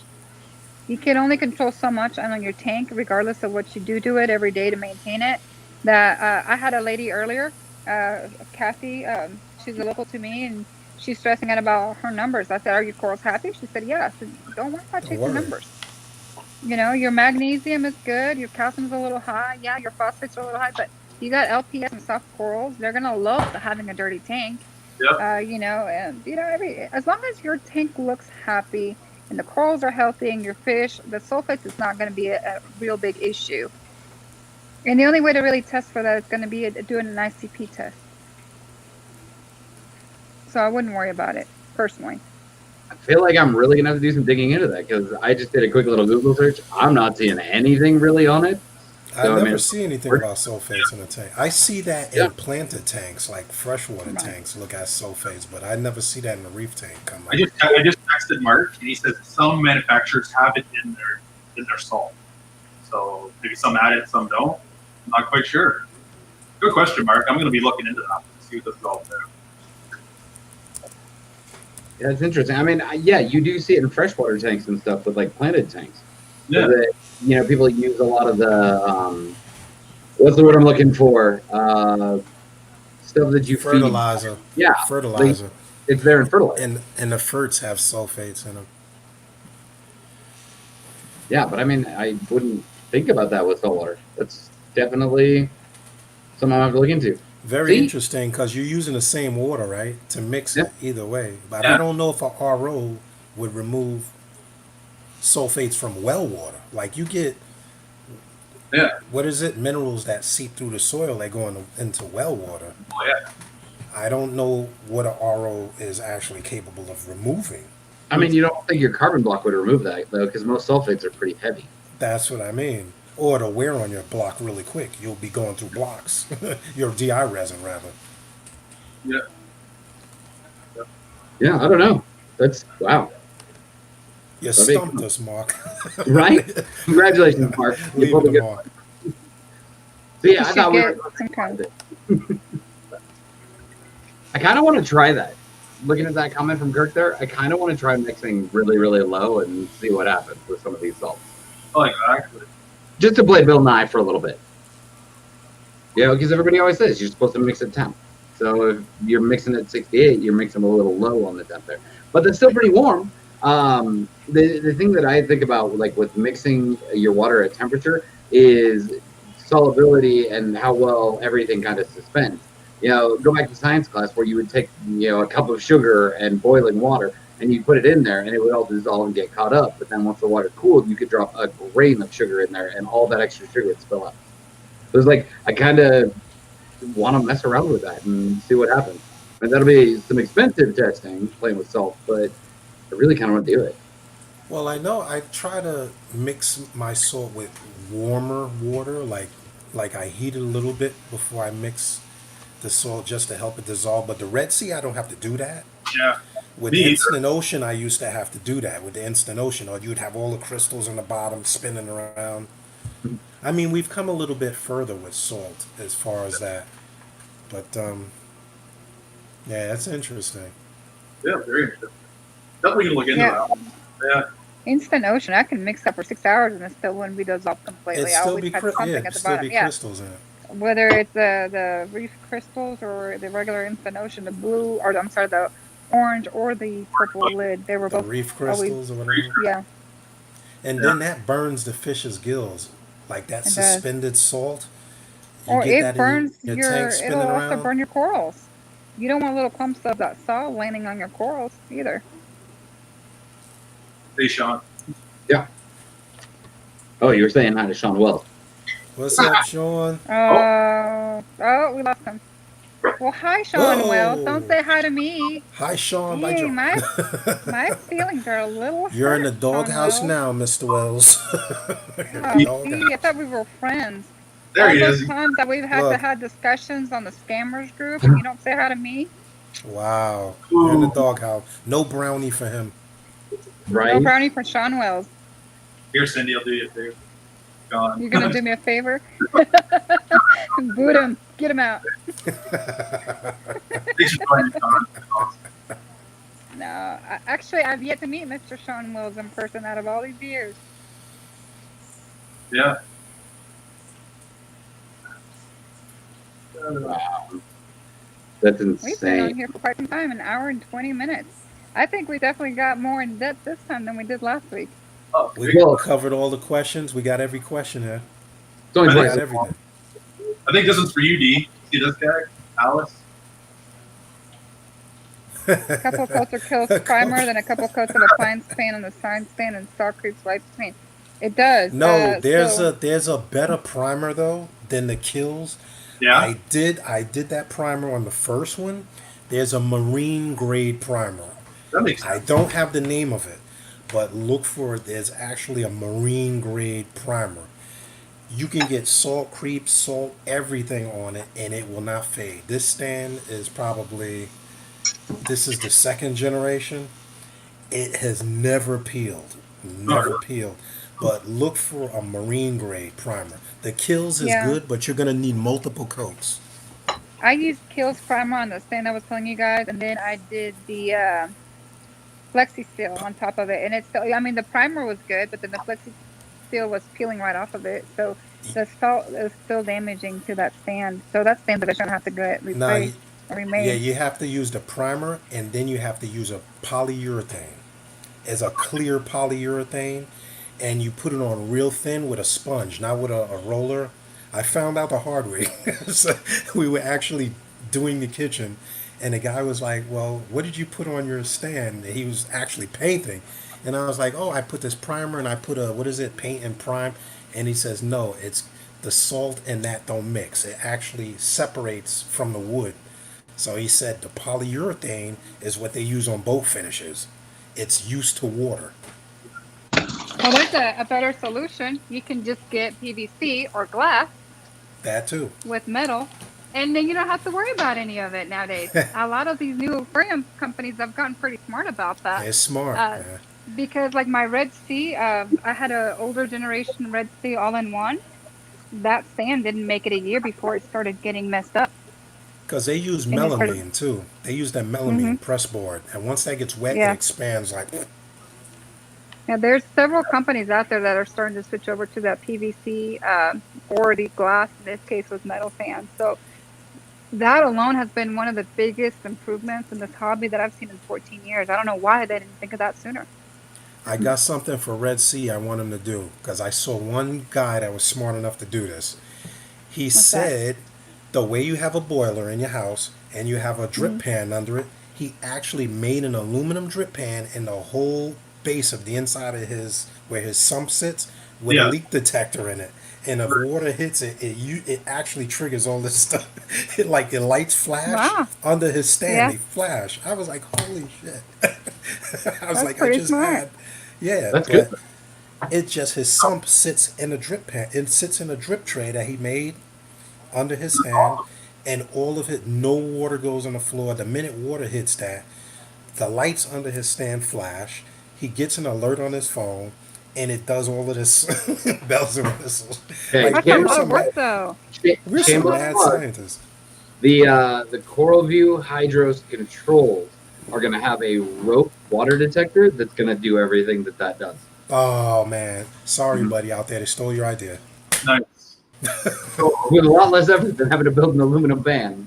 Yeah, Yeah. it was just a no, but they use it for water heaters. The water heater sits in it. He just put his sump in it and Okay. just contoured it to the stand, and that was it.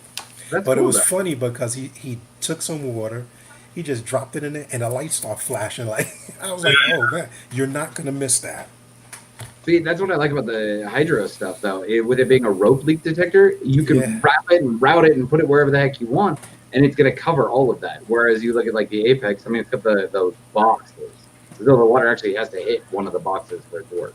This is a cool little No, thing. I don't know. I'm just really sold on these, new stands on these new tanks. I'm overdue for a new tank. Man, like this. I mean, this is glass, so obviously it's a little bit more fragile than I care for. Like Now, how the heavy is that? Neptunian.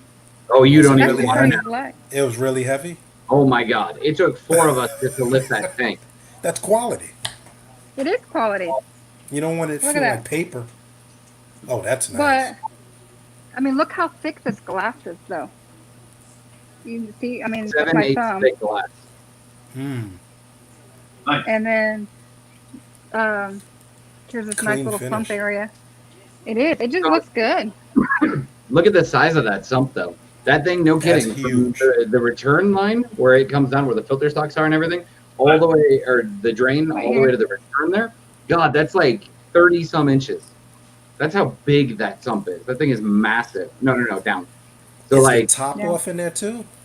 yeah, Yeah. it's a gravity fed ATO. And that you can see that right here on the side right here. And cable management built in. Look at that. Oh man, now I want a new tank. It's just, I'm done. it's just one of these things that, why didn't we think of this 10, 15 years ago? Cable management Yeah. alone to me is like crazy. But Did you hear that yes, just tank? Why showing didn't off. we think of that 15 years ago? Yeah. It's I still mean, there. sorry. Well, I'm they over did in here. Australia, apparently. I mean, Yeah, I'm just right. showing off his tank because, I love his tank. What can I say? Eventually. Now, what are you doing for a lid? You're just gonna leave it open?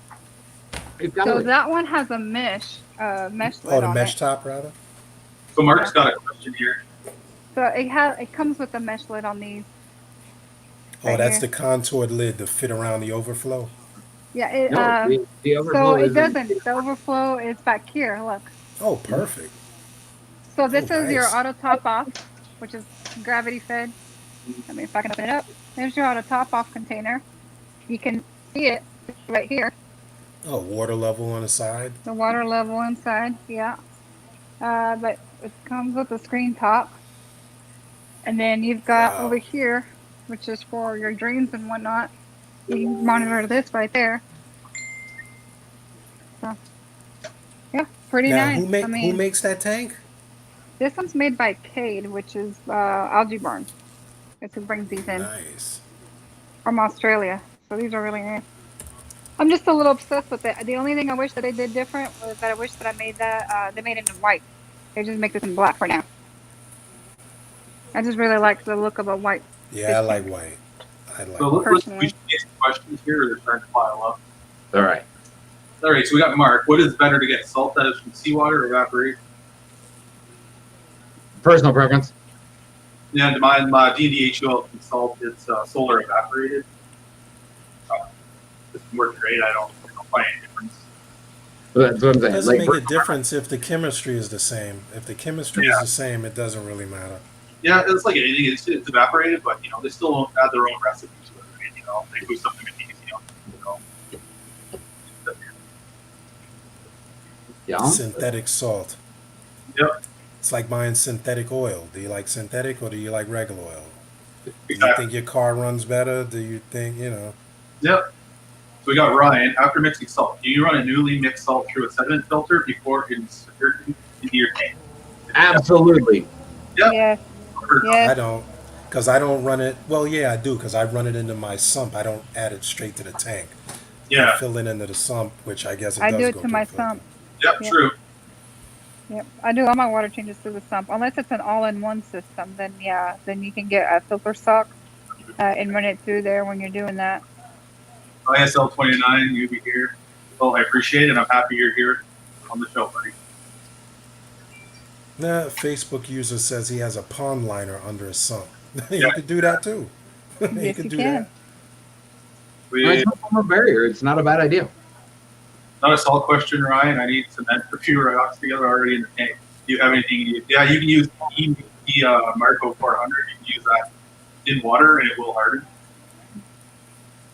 I might have. If you want to use mortar, you can use the plastic beads, the stuff that you heat up and put down. Plastic. Yeah, there's a You whole bunch still of different. doing laundry? Hey, I actually had really good luck with super glue. Yeah. Me too. I use super glue. This I stuff- still use the 2-part. Yeah, the epoxy. I forgot who makes it. The 2-part epoxy. So I like But it this doesn't dry because like the it Marco. works The underwater. Marco. You got my favorite glues. I do have your favorite glue and your favorite cement. Yeah. Oh, I can't even get it. Ah, See, I can't even get it. There you go. right there, the Marco 400. It's great stuff. It's just a shame that Tim can't use it. Not Maurice But- auto period. Yeah, I'll use this first, and then I'll use the cement on top of it. To Yeah. you know what reinforce they use the Marco rock for? I just saw by me is a Japanese aquascaping place. They Oh, cool. make bonsai trees for freshwater tanks. And he Yes, was they using do. Marco rock to Yep. make these trees out of all these little pieces of branch. And I was like, wow, Yep. I would have never thought of that. That stuff is used for everything. It is. I have But not how long after you use it can you put the rock in your tank? Like, how long does it have to set up? couple hours, depending on how much cement you use. The more cement you use, the longer you have to wait for it to sit and dry out. At the same time, if you mix it dry enough and use it underwater, then right away. So I mean, it all depends on your application. Your consistency. You can use Or it in my underwater, case, mix you it can like get it to a. work. Yeah, you mix it really, really super putty like and everything, and you can do it. Exactly. Because I gotta make this bridge here. I'm like really gonna make this bridge in here, but with the lid and everything taken apart, I wanted to see if I could set the rock. Yeah. How long would I keep it out and put it back into the tank without like having rocks out here? When I built my arch for inside the hull, I built it right on the floor. And it took 2 people. They had to carry it. It was tricky because I'm like, if this thing does crack, it's going to be hitting the tank. It was stressful, but it held together really well. So it's a great problem. You could be like me though, and I never got it. I had to get help from Sean to put mine together with the cement. I had better luck just using that Polylab glue myself than I did the cement because I will let it sit for an hour. I barely tap it and it fell apart, and I finally just gave up on it. I was like, you know what? Forget the cement. I'm just going to use super glue. Well, did you use the hardener, that spray, the accelerator? Nope. And then, but at the base of my rocks, I actually took some of the what is it called? ABS board. Cut it around it. That way, it doesn't scratch up the glass, and it helps with the stability, so it doesn't topple over. Everybody thought it was weird because everybody that I've seen in the past will actually take the whole board and glue it to the bottom of it. I just did it to the base of my rocks. That was more than enough that I needed. Because it helps stabilize it and it stops the tank from being scratched up too. I put egg crate under the tank in the basement, white egg crate, and I painted the base of the tank black. You'll never know that I don't have sand in the basement tank. Do you have detritus buildup and everything from that though? Do you have detritus buildup and everything from that though? I don't have sand in that tank, so all I do is vacuum the whole thing out. It comes right out. There you go. Yeah. So that's why I did bare bottom. Especially on a small tank, because when you're doing that water change, super easy. You're doing 2-3 gallons and take it right out. When I got my tank made, Concept Aquariums made it for me. Like they blacked out the bottom of my tank. It looks great. It doesn't blown around. All you see is it's just black there. Yeah. Well, on the Kate, it's a white bottom. So I guess if you're using white sand, it won't matter. But I like the darker sand personally. Yeah. So the same person says they started off a BioCube. They got some softies and some new fish. Great way to start. Definitely. I had a BioCube for 10 years. I just took it down and upgraded it to that Nuva 40 2 years ago. Well, I got into this hobby because of my boss's BioCube. Does that count?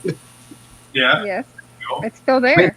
I mean, I didn't set it up. I didn't run it or anything. He's got it in his office, but I saw it and I was like, you know what? This is kind of cool. Let me check this out. And one thing led to another, and now I've got hundreds of gallons of water. Yeah, that's awesome. That's an understatement. Indeed, I use pond liner under myself. Great idea. Yeah, it's a good idea. Because you never worry about water on the floor.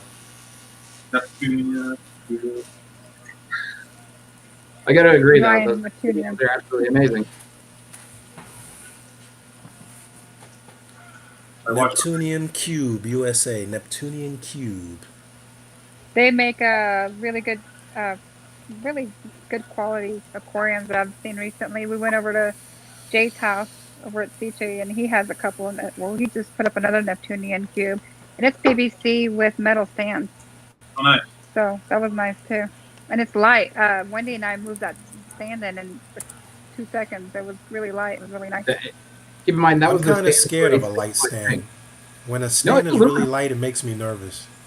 Actually, it's really funny because when they shipped that out, when we opened up the crate, the tank was on the bottom and then the stand was on top.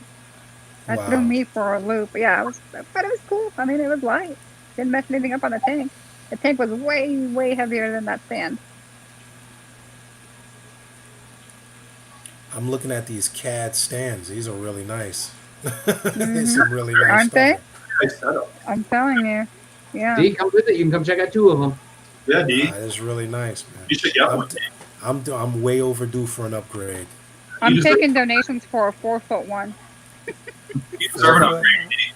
No, once you go 6, you never go back. It's 6 feet. No, I have gone 6. I've gone up to 8 feet, and I couldn't reach into the tank.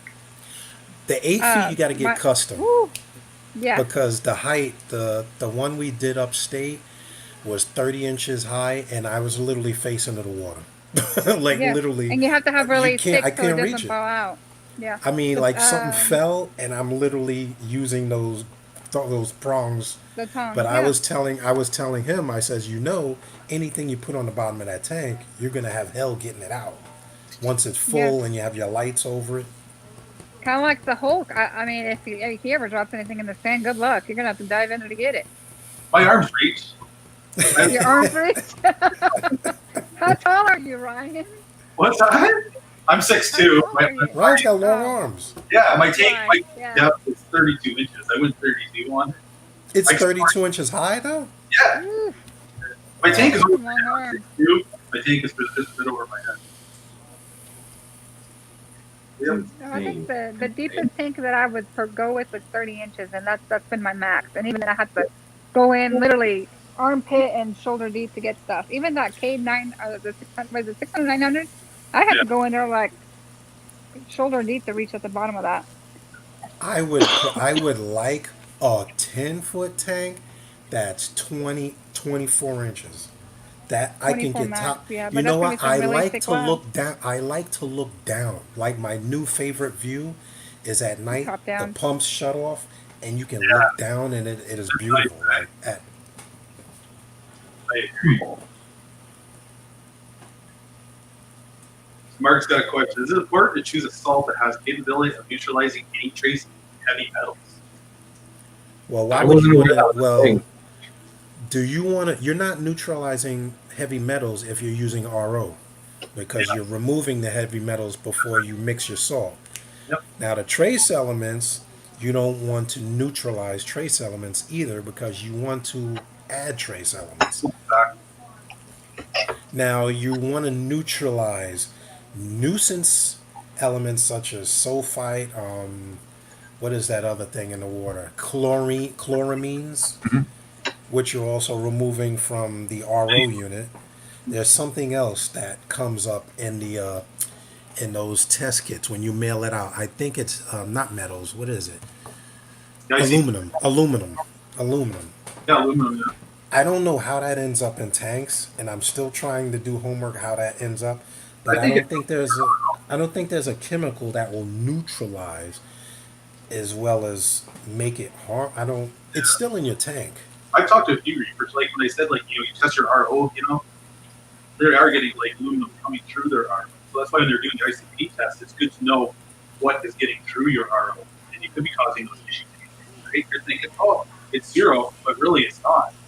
And like myself, I should send an ICP test in. I haven't done it yet. I've been slacking on it. But I did change the plumbing. I did find I'm in New York. Most of these houses are old. Yep. I changed the plumbing that ran before in my kitchen. We did the kitchen over. We did the basement. I did the bathroom over. Some of those metals can come right out of those old pipes. I mean, you have broken down metal. You have actual sediment that sits in your pipes. Every time you turn on the faucet, in your drinking water, if you do your dishes, if you take the little filter out, you'll see there's metal in there. yep, So true. you may get that in your lines. So you do have to flush your system on a regular. Don't worry about neutralizing it. Remove the hoses and flush that system and then replace them. Even we do that in our refrigerators. The refrigerator filters get metal in them. All of these systems get metal in them. Yeah. Well, if you have copper tubing and Unless- all that, that's much easier. To get Unless it a in your well. I don't know system. if you get it in well water. Well, that's what I wanted to check. I haven't done that yet. I really want to see what ICP test is on my well. I'm amazed you haven't done one yet. I haven't. I haven't seen That's what I'm saying. I'm amazed you haven't. Wow. Looking at. Well, of course, if you do it on that, you have to do it on your drinking water because that's an even more important Yes. test. Well, Because My drinking water. they'll do it on both. That was fine. So when you get And an then ICP compare 'em. test, you get both. Yeah. Yeah. They'll come with two tubes, one for your RODI Yeah. and one for your tank water. They'll Look give you back. both. because Like I Mark- tested Aluminum. that. Yeah. I tested the Poland spring water, I tested my tap water, and I tested the RO water. Which one had the most sediment? Poland spring. Had more sediment than my tap water. Wow. The TDS was higher in the Poland spring water than it was in the tap water. Really? Yeah. Not all water is the same. That's a tough life. What the SL29 here is talking about. Like, Yeah, that's see that? a lot of work. Out Florida every 6 months of work. Yeah, that's wild. Wow. I don't even know if I could even begin to have any advice on that. I mean, like, I travel a ton for work. Yeah. But you make it simple just by automating everything. But I mean, I'm not switching states every 6 months. Yeah. That would definitely Well, be. I'd be automating that one, but that's 6 months. yeah, that kind of sucks. Easy. Go to your LFS and ask them how much they charge for maintenance. Like they'll Fish come out sitter. and do your maintenance once a week, or set up Have a an really good apex. neighbor. Set Have a up really good neighbor. What is yes? Ryan, what's the new that you're getting, the Felix? Is that what it is? Where you can monitor everything and view your tank as well? Is that what it is? Oh, that that's you were the new smart controller. Yeah, the Yeah. Felix Smart Controller along with an Apex. There's a lot of things you can do with automation, but you can only automate so much. We talked about this last week, that you can only automate so much without you sitting there and testing all your equipment to make sure that you're checking it. That's why I said hire your LFS. Have him come out once a week to just kind of check it over, top off your fluids, or not your fluids, but your water, and check your equipment over. It's worth the money. Yeah. And that keeps your Yeah. LFS afloat, and that keeps you happy, and it keeps you in the hobby. Oh yeah, for sure. It's an investment, you know. You don't have to have it all automated to be able to do that when you travel, but just hire your LFS. They'll come out. Most Yeah. of them And do maintenance. You just have to ask. Oh, exactly. If you have a fish-only system, it isn't really that troublesome to do that either. Oh, you got an Yeah. automatic feeder, right? Water change, Right. a top-off system. Top off system. I mean, Yeah. 6 months is I a mean, long Automatic time, water though. change. I was gonna say, find me an automatic feeder that's gonna do 6 months though. You get 2, and you put them on a timer. I mean, you put them on Apex. Yeah. You do like 6 and have them rotate through each little one day of the week. It only kicks on once a week. But what would be really cool, you have a full-blown reef tank, and you don't see it for 6 months, and you come back, imagine seeing the growth. You know what I mean? If everything worked out. Imagine. Yeah. If it worked Now, that's out a challenge. perfect and flawless, that's the problem. That type of stuff never happens in life or in this hobby, though. Let's be honest. True. I mean, something always comes up. Something always happens. I mean, And- my tank's all automated, but I still do weekly testing during the week to make sure everything is on point, right? See, you luck out with your stuff being pretty well dialed in. My tank, I'll put fish in it. It'll be great. I'll watch it for like 3 weeks. Everything will be happy and fat and going. And then I'll leave town for 3 days and I'll come back in 4 if my fish will be dead. Part of Comments your with that- problem is you have a very aggressive chromie fish that thinks it's the king of the tank. Oh, And really? it's attacking your other Just fish. one. Yes. I started with 3. One Now chromie. there's 1. I got And 4. that My one aquatic fish is hoodlums. really aggressive. Yeah. So Yeah, you have anybody to in be the careful spring with want that. a really aggressive chromie, you can come have it. I'll take him. If he can get with the aquatic hoodlums, he deserves to. He deserves Yeah. to swim in. Hey, You know if what, somebody you- wants to I set got up the a new striped tank, damsel. I got I'll take that dang fish, four and I'm striped gonna- damsels. Dude, I'm not even lying. I'm Four going to catch that fish and I'm going to send it to you. Catch him. I'll take him. Deal train. where's your net? I'll train him. He'll be making me coffee in a month. Oh. I'm just I'll be saying. fish. Give me coffee. I, 2 sugars. That's what I need to do with my dog is teach it to go get me beer from the fridge. There was a commercial. Remember the Bud Light commercial? He's like, fetch. He went to the refrigerator, got a beer. What's really funny is like 3 years before that, I actually saw a guy at this garage that had taught his dog to do that. He put Yeah, like a he went straw on and pulled the it handle, out. and it would open it, and it would legitimately Yeah, bring you put a you rag beer. on it. I've seen that commercial. I was like, I hate you. Your dog I love the hears you. dog. She I says hate the guy. she's not fetching you any beer. She says you're crazy. She's living right up there. It's like, nope. She said, perch. She's like, mm-mm. Yeah, Cora. I said that means she's sitting on her perch, just not caring. That dog. So, look at this beautiful dog. I love that Yeah, dog. she is a beautiful Doggy. Doggy. Her eyes. Hi. I'll tell you what. Her eyes. The mascara. That mascara is on point. She got the little like wing thing going on there and everything. That's what I call a real dog. That's the whole dog. I don't like the half of a dog. I like the whole dog. Believe it or not, that's Yeah. a $9,000 German Shepherd. I got hooked up from Beautiful. that. But her parents are actually world ranked in Germany. Oh, beautiful. So I bought her from a breeder here who actually sells his dogs for like $12,000 to $15,000 a dog. But I got really, really hooked up on her. She looked too much like a fox, and he just was like, "Okay, there you go." Wow. So I got hooked Well, up. you know, she also has dual purpose. She's not just a dog. She's a PTSD trained dog too. Oh, So comfort. she's yeah.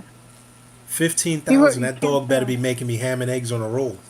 Better be making me a breakfast. Let me tell you I though, want pancakes. I want that dog with an apron in the morning. she is one hell of a guard dog, though. Like, she'll hear people coming up to my doorway before they even get out of the car to come to my doorway. Yeah, she really does. Found that out It's- recently. But German Shepherds are a good breed to begin with. They are magnificent. They have stood the test of time. If you get them young, some of them turn mean and stuff, depending on how they're trained, but they're nice. How to Okay, train them. so going back to this wonderful salt conversation here. Yeah. Keeping a batch mixed. Huh? What's the longest Depends- amount of time you should keep a batch? I thought we did touch on that. Yeah. So We did. this one, you honestly kind of have to defer this question because really that's a BRS answered question. I mean, they took like 8 different brands of salt and they mixed it and did all that stuff and figure out how long it took to mix at what temperature and how long it would keep and what the testing drops were on all of that stuff as time went on. Yeah. I don't have all of that stuff handy, so I mean, I can't say anything on that one. Yeah. But it definitely, but again, that goes back to my point of why I was thinking about switching over to the Ellis salt for the cave, is just because Sin did the actual like testing of it and everything, and you know anything that can hold out that long without doing anything makes me kind of happy, or any real significant Yes, drop. there was no browning, there was no bubbles, there was no leftover salt that wasn't dissolved, and the parameters held up for 2 weeks without moving any of it, without topping it off. Nothing. No heat, no water movement, no nothing. Just let it sit in a 20-gallon long on top of my dining room table. They must be That's using all I nice, did. high quality elements. It is definitely high quality. From what I was told, it's very comparable to Tropic Marin. It is Yeah. newer to the market. From what I was told when I first got introduced to it, is that they originated from the same company or base, whatever the case may be, and then just kind of did a few different changes from the Tropic Marin and you know made some improvements that they saw were needed that were lacking on Tropic Marin, and they're out to give everybody a run for their money. So far, I'm happy with it. That 20-gallon Batman build thing that I posted up on my Instagram, that's gonna run on the LO salt only. Nice. I'm looking forward to seeing your results. So I'm looking forward to it. I'm excited to try something different. I'm not afraid to try new things. I know a lot of us are very loyal to the companies that we use, but I also, you know, people laugh at me when I say this, and I repeat it all the time. You know, like with coral food, your coral doesn't want to eat chicken every day for the rest of its life. Why not give it some, you know, different brands? You can do Polyplast Revoids, you can do the Benefits, you can do the Coral Frenzy, you can do all sorts of stuff. However, my first time I ever started feeding any kind of corals was the Polyplast Revoids. I've never had a problem with it. Me I've either. recently introduced, yeah. Reef-wise, As long as I don't as long as I don't overfeed it, and I keep My up with my coral- regular water changes. Right? So, Yeah. I wanna Now give the Polyplab Polyp Booster, that thing is like crack. I know, right? You see the I polyp? don't care what coral food you use that 5-10 minutes before you feed your corals. The response on everything in my tank is like magic. Everything's hungry within 5 minutes. Now, are you worried about getting a coral addicted to an additive? I No. mean, like when you get a system used to something and then you take it off, do you worry about a reaction? I do, because if you sit there, it's kind of like manually dosing aminos every day, and you stop feeding it aminos. It's like medication. You can't. I don't think you should just stop. You can wean it off like you do with any other medication, but I wouldn't just stop giving aminos daily cold turkey. But that's just me personally. Take the Yeah. whole box. It's true. Take the whole box of brownies. It would be like that, you know. But I've been using Reef forever. You know what I mean? Yeah, I'm using Reef-roids. Yeah. I've never had a problem with it. I mean, but like I said, I've tried other brands. So far, the two that I go back and forth with, because I don't want to feed the same coral food every day, is the Reef and the Benefits. Yeah. Sorry, guys, I can't give you guys a brownie. He's still a brownie. I can't ship you a brownie. I was waiting for D to notice. I was all like, you know, I'm looking at his cheeks full over there. He's like a little squirrel over there. Yeah. I'm just fat because I'm hefty.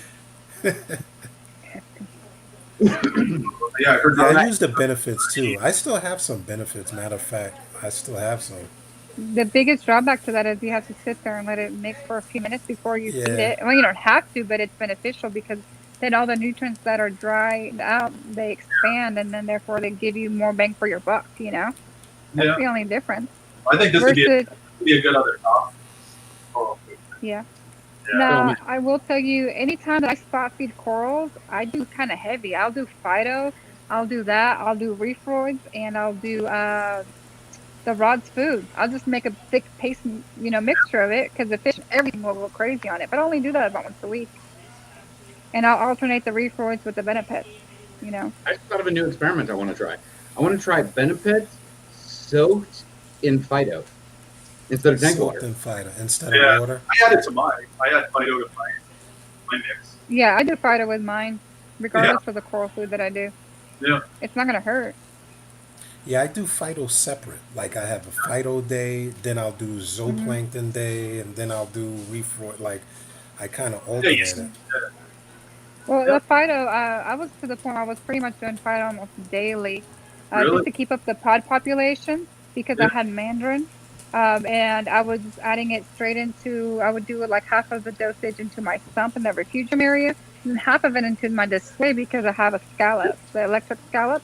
He loves that thing, How It's a long filter did feeder, you and have my that? cucumber.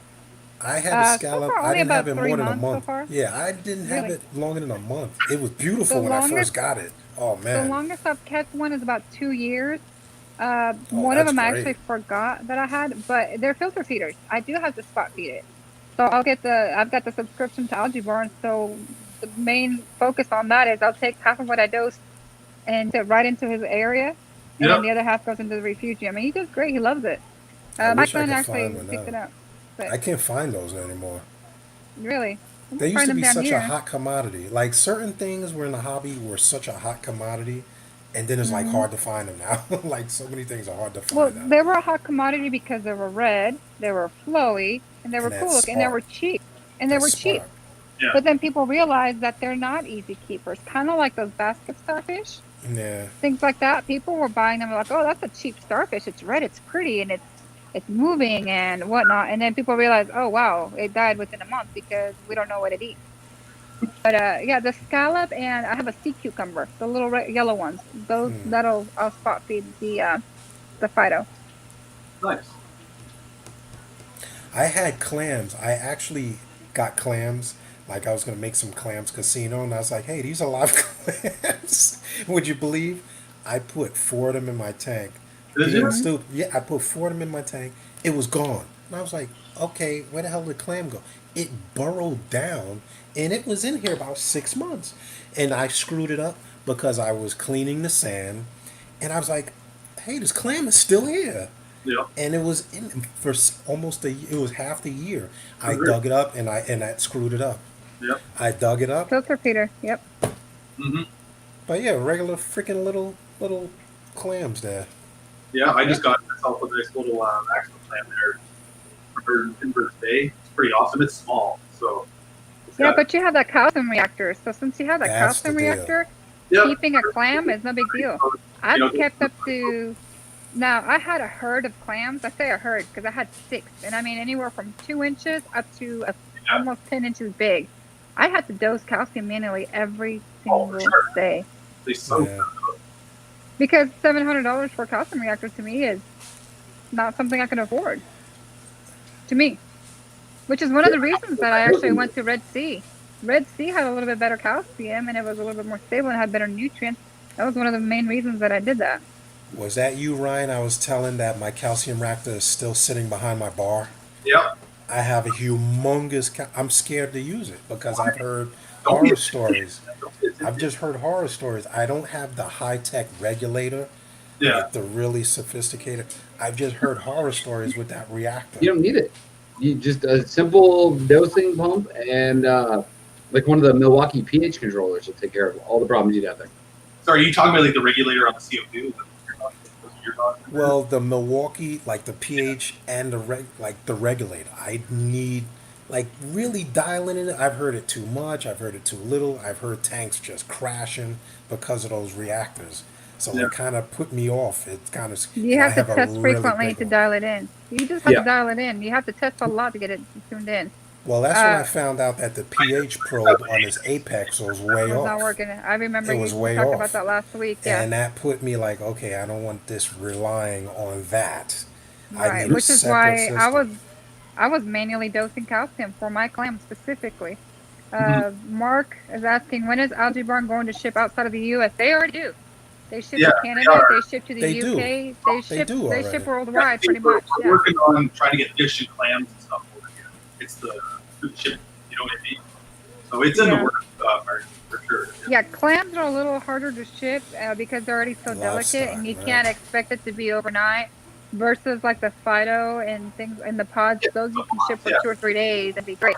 Realistically, there's not a way for any company to ship from one country to another and expect it to be there overnight. That's the problem. It's very And expensive. customs. Yeah, it's in the Very works. expensive. It's in the works. But like if you use Ryan's Algae Barn code for the Canadian shipments, you get a little bit better discount on that to help compensate for that extra shipping cost. Yeah, 25% off. It helps, cut the shipping down to get it here for you. It's definitely a bonus. That's when I miss these expos, man. Like Magna. Oh, they had some beautiful clams. They do. Yes, they do. Speaking of that kind of stuff, Dee, are you going to go to Aquashell? I'm trying. It's still a thing. The schedule now is all crazy now. It's still on. We were just talking about it 2 nights ago. Wednesday night, we were on Zoom together. And it's still going. Still happening. Both Chicago and Dallas. Ryan, you better start praying. Dallas, Stop praying. for Dallas, it's Halloween weekend. And for Chicago, I want to say it's the first weekend in December. I'll be working. Aquashella. There you go. Yep. 9 out of 10. The way they just set all the schools and everything in New York back another month. That's what I say. I don't know what's happening now. The problem with Aquashella that we had last year in Dallas is that we were at capacity and the fire department came out because there was lines outside of the building. And I think that's going to be the biggest issue is being able to limit how many people are inside the building at the same time, because it was an overwhelming response in Dallas because it was freshwater, saltwater, and reptiles. So when you only expect 500 people and you have 1,300 people, I don't know how many actually showed up, but as an example, it's going to be a tricky situation because you can't rush people through Aquashell and say, okay, you can only run through here through an hour, and then the next batch of people come in. So I'm curious to see how they're going to work it out. And then how do you react to when you have to send people home? Like, okay, now they're still there. What do they do? Yeah. So there it is. Chicago's December 5th and 6th. And then Dallas is actually in October. Yep, over Halloween. Yeah. Mm-hmm.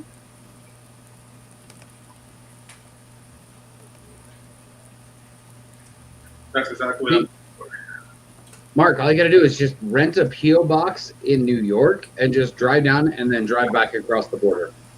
The borders aren't open yet, so you can't do that. They're not open. I'm just saying, when the border's open, that's how you solve that problem. Yes, that's how most people do. Most people will do that automatically. But like I said, it's just not reasonable for companies to try to ship a clam overnight. And not only is it expensive, it has to go through customs. If it goes through customs, you're not going to get it. So you're just killing an animal. It's not worth You're gonna the pay expense duties and everything else. Yeah, So it's just take not the worth clam, putting that. put them into a thermos with some salt water, and nobody could check it. Oh, they check it. I found out They the do hard check way. I went to what is it, Worldwide Corals last year, right Yes. after Magna. We went last year. You should see the look on the attendant's face when she opened up my bag with frag. She was like, "What?" She didn't even know how to treat it. She looked Okay, like it now- was a bomb. Like she had a little dropper like it was going to explode. Now, I will tell you from experience, I actually asked Mindy, because she traveled to the UK a lot, how she traveled with corals. Just carry on. Tell them what it is. That's what I had. I had in my bag. Yeah, just tell them what it is. You have the form from TSA. I travel and I fly quite a bit, and I don't have a problem about traveling with corals. I didn't know that internationally it was going to be that easy, or else I would have done it a long time ago. And I would have flown up to Canada to bring somebody a bounce mushroom that he's been wanting for months now, or years. Bounces. Well, So- Worldwide actually gives you a copy. They gave me copies of the TSA form. They gave me instructions. I gave it to her. Yeah. It was just watching her. I guess it was the first time she had encountered No, that. and they She was will. like taking the water out, like Mission Impossible. Put. So yeah, but if you're doing that, show up at the airport about 2 hours earlier than your flight, because you are going to go through TSA. You're always going to run into that one agent, whether it's at the first stop or your second stop. You're going to run into those people that are going to question everything. They're going to want to dump out your water. You have to explain to them it's an animal. The argument I had this last time was, well, it's not alive. It's not moving. It's like not like a fish where it moves around. It's like it's coral. The lady that was brand new that originally checked me in, that let me through, she was like, it's coral. The only way it moves is with the waves of the ocean. Why would you expect it to move like a fish? And the guy was half twice her age, and I'm sitting there laughing. And of course, I made him mad because I couldn't help myself. Like a smart girl. So they made my TSA travel check-ins pretty lengthy, It was an but I managed to experience. get through. It was. But you know, now I'm just gotten used to it. Now I just show up at the airport at least an hour early before my flight. And if worst case scenario, I just ask for a supervisor, and then they might have to look it up on their website, call somebody, but within usually 10 to 15 minutes, they get it sorted out. Usually. I had the paper. I gave it a paper, gave it a form, the TSA form and the instructions. Right. And I actually pulled up what it was on on Worldwide's Coral site. So she was like, "Oh, you know, I mean, we really don't think about it because we being in the hobby as we are. Most people don't know what a coral is. It's true. Right. They really like coral. We use it like it's an everyday thing, but most people come to my house and they have no idea what they're looking at. It's like, no, everything in there is alive. And at night when the lights cut off and they see it closed, they're like, oh shit. Like, Well, guys, they're not I'm going to open have now. to sign off. I'm at 1%, so my battery's going to die before I can get it plugged in. So All I'm right. gonna Well, sign we off. got a It's good been- 2 hours in. Yeah, we got 2 hours of it. So I'd love to stay on a little longer, but it's not reasonable for me to rush and try to find a charger and stay plugged in and run around. I'm gonna die before I can get to that. So anybody else that has any more questions, just comment below. We'll get to them. If I don't think we missed any questions. We got Anybody everything. Anybody Even can Mark ran DM out. us. Yeah. So We'll we're pick good. up a topic for next week. Yeah. If anybody thinks of any more questions, we'll be on next week, same time, same channel, same everything. So thanks everybody for All right, joining. everybody. It's always great to see you guys. Apparently, I've got to play with the dog anyways because she's excited. She wants so. attention. Come She on. does. Neglect. She's been neglected. All right. Well, Well, I'll let you guys go. It was nice seeing I'm you. going for snacks. Right? All right. Bye, Thanks guys. everybody for joining, watching the live stream here at Reef Collective. Greatly appreciate it. We'll see you guys next Saturday, same time, same place. Thanks guys for everybody for joining. All right, everybody. Good night. Thank you. Bye.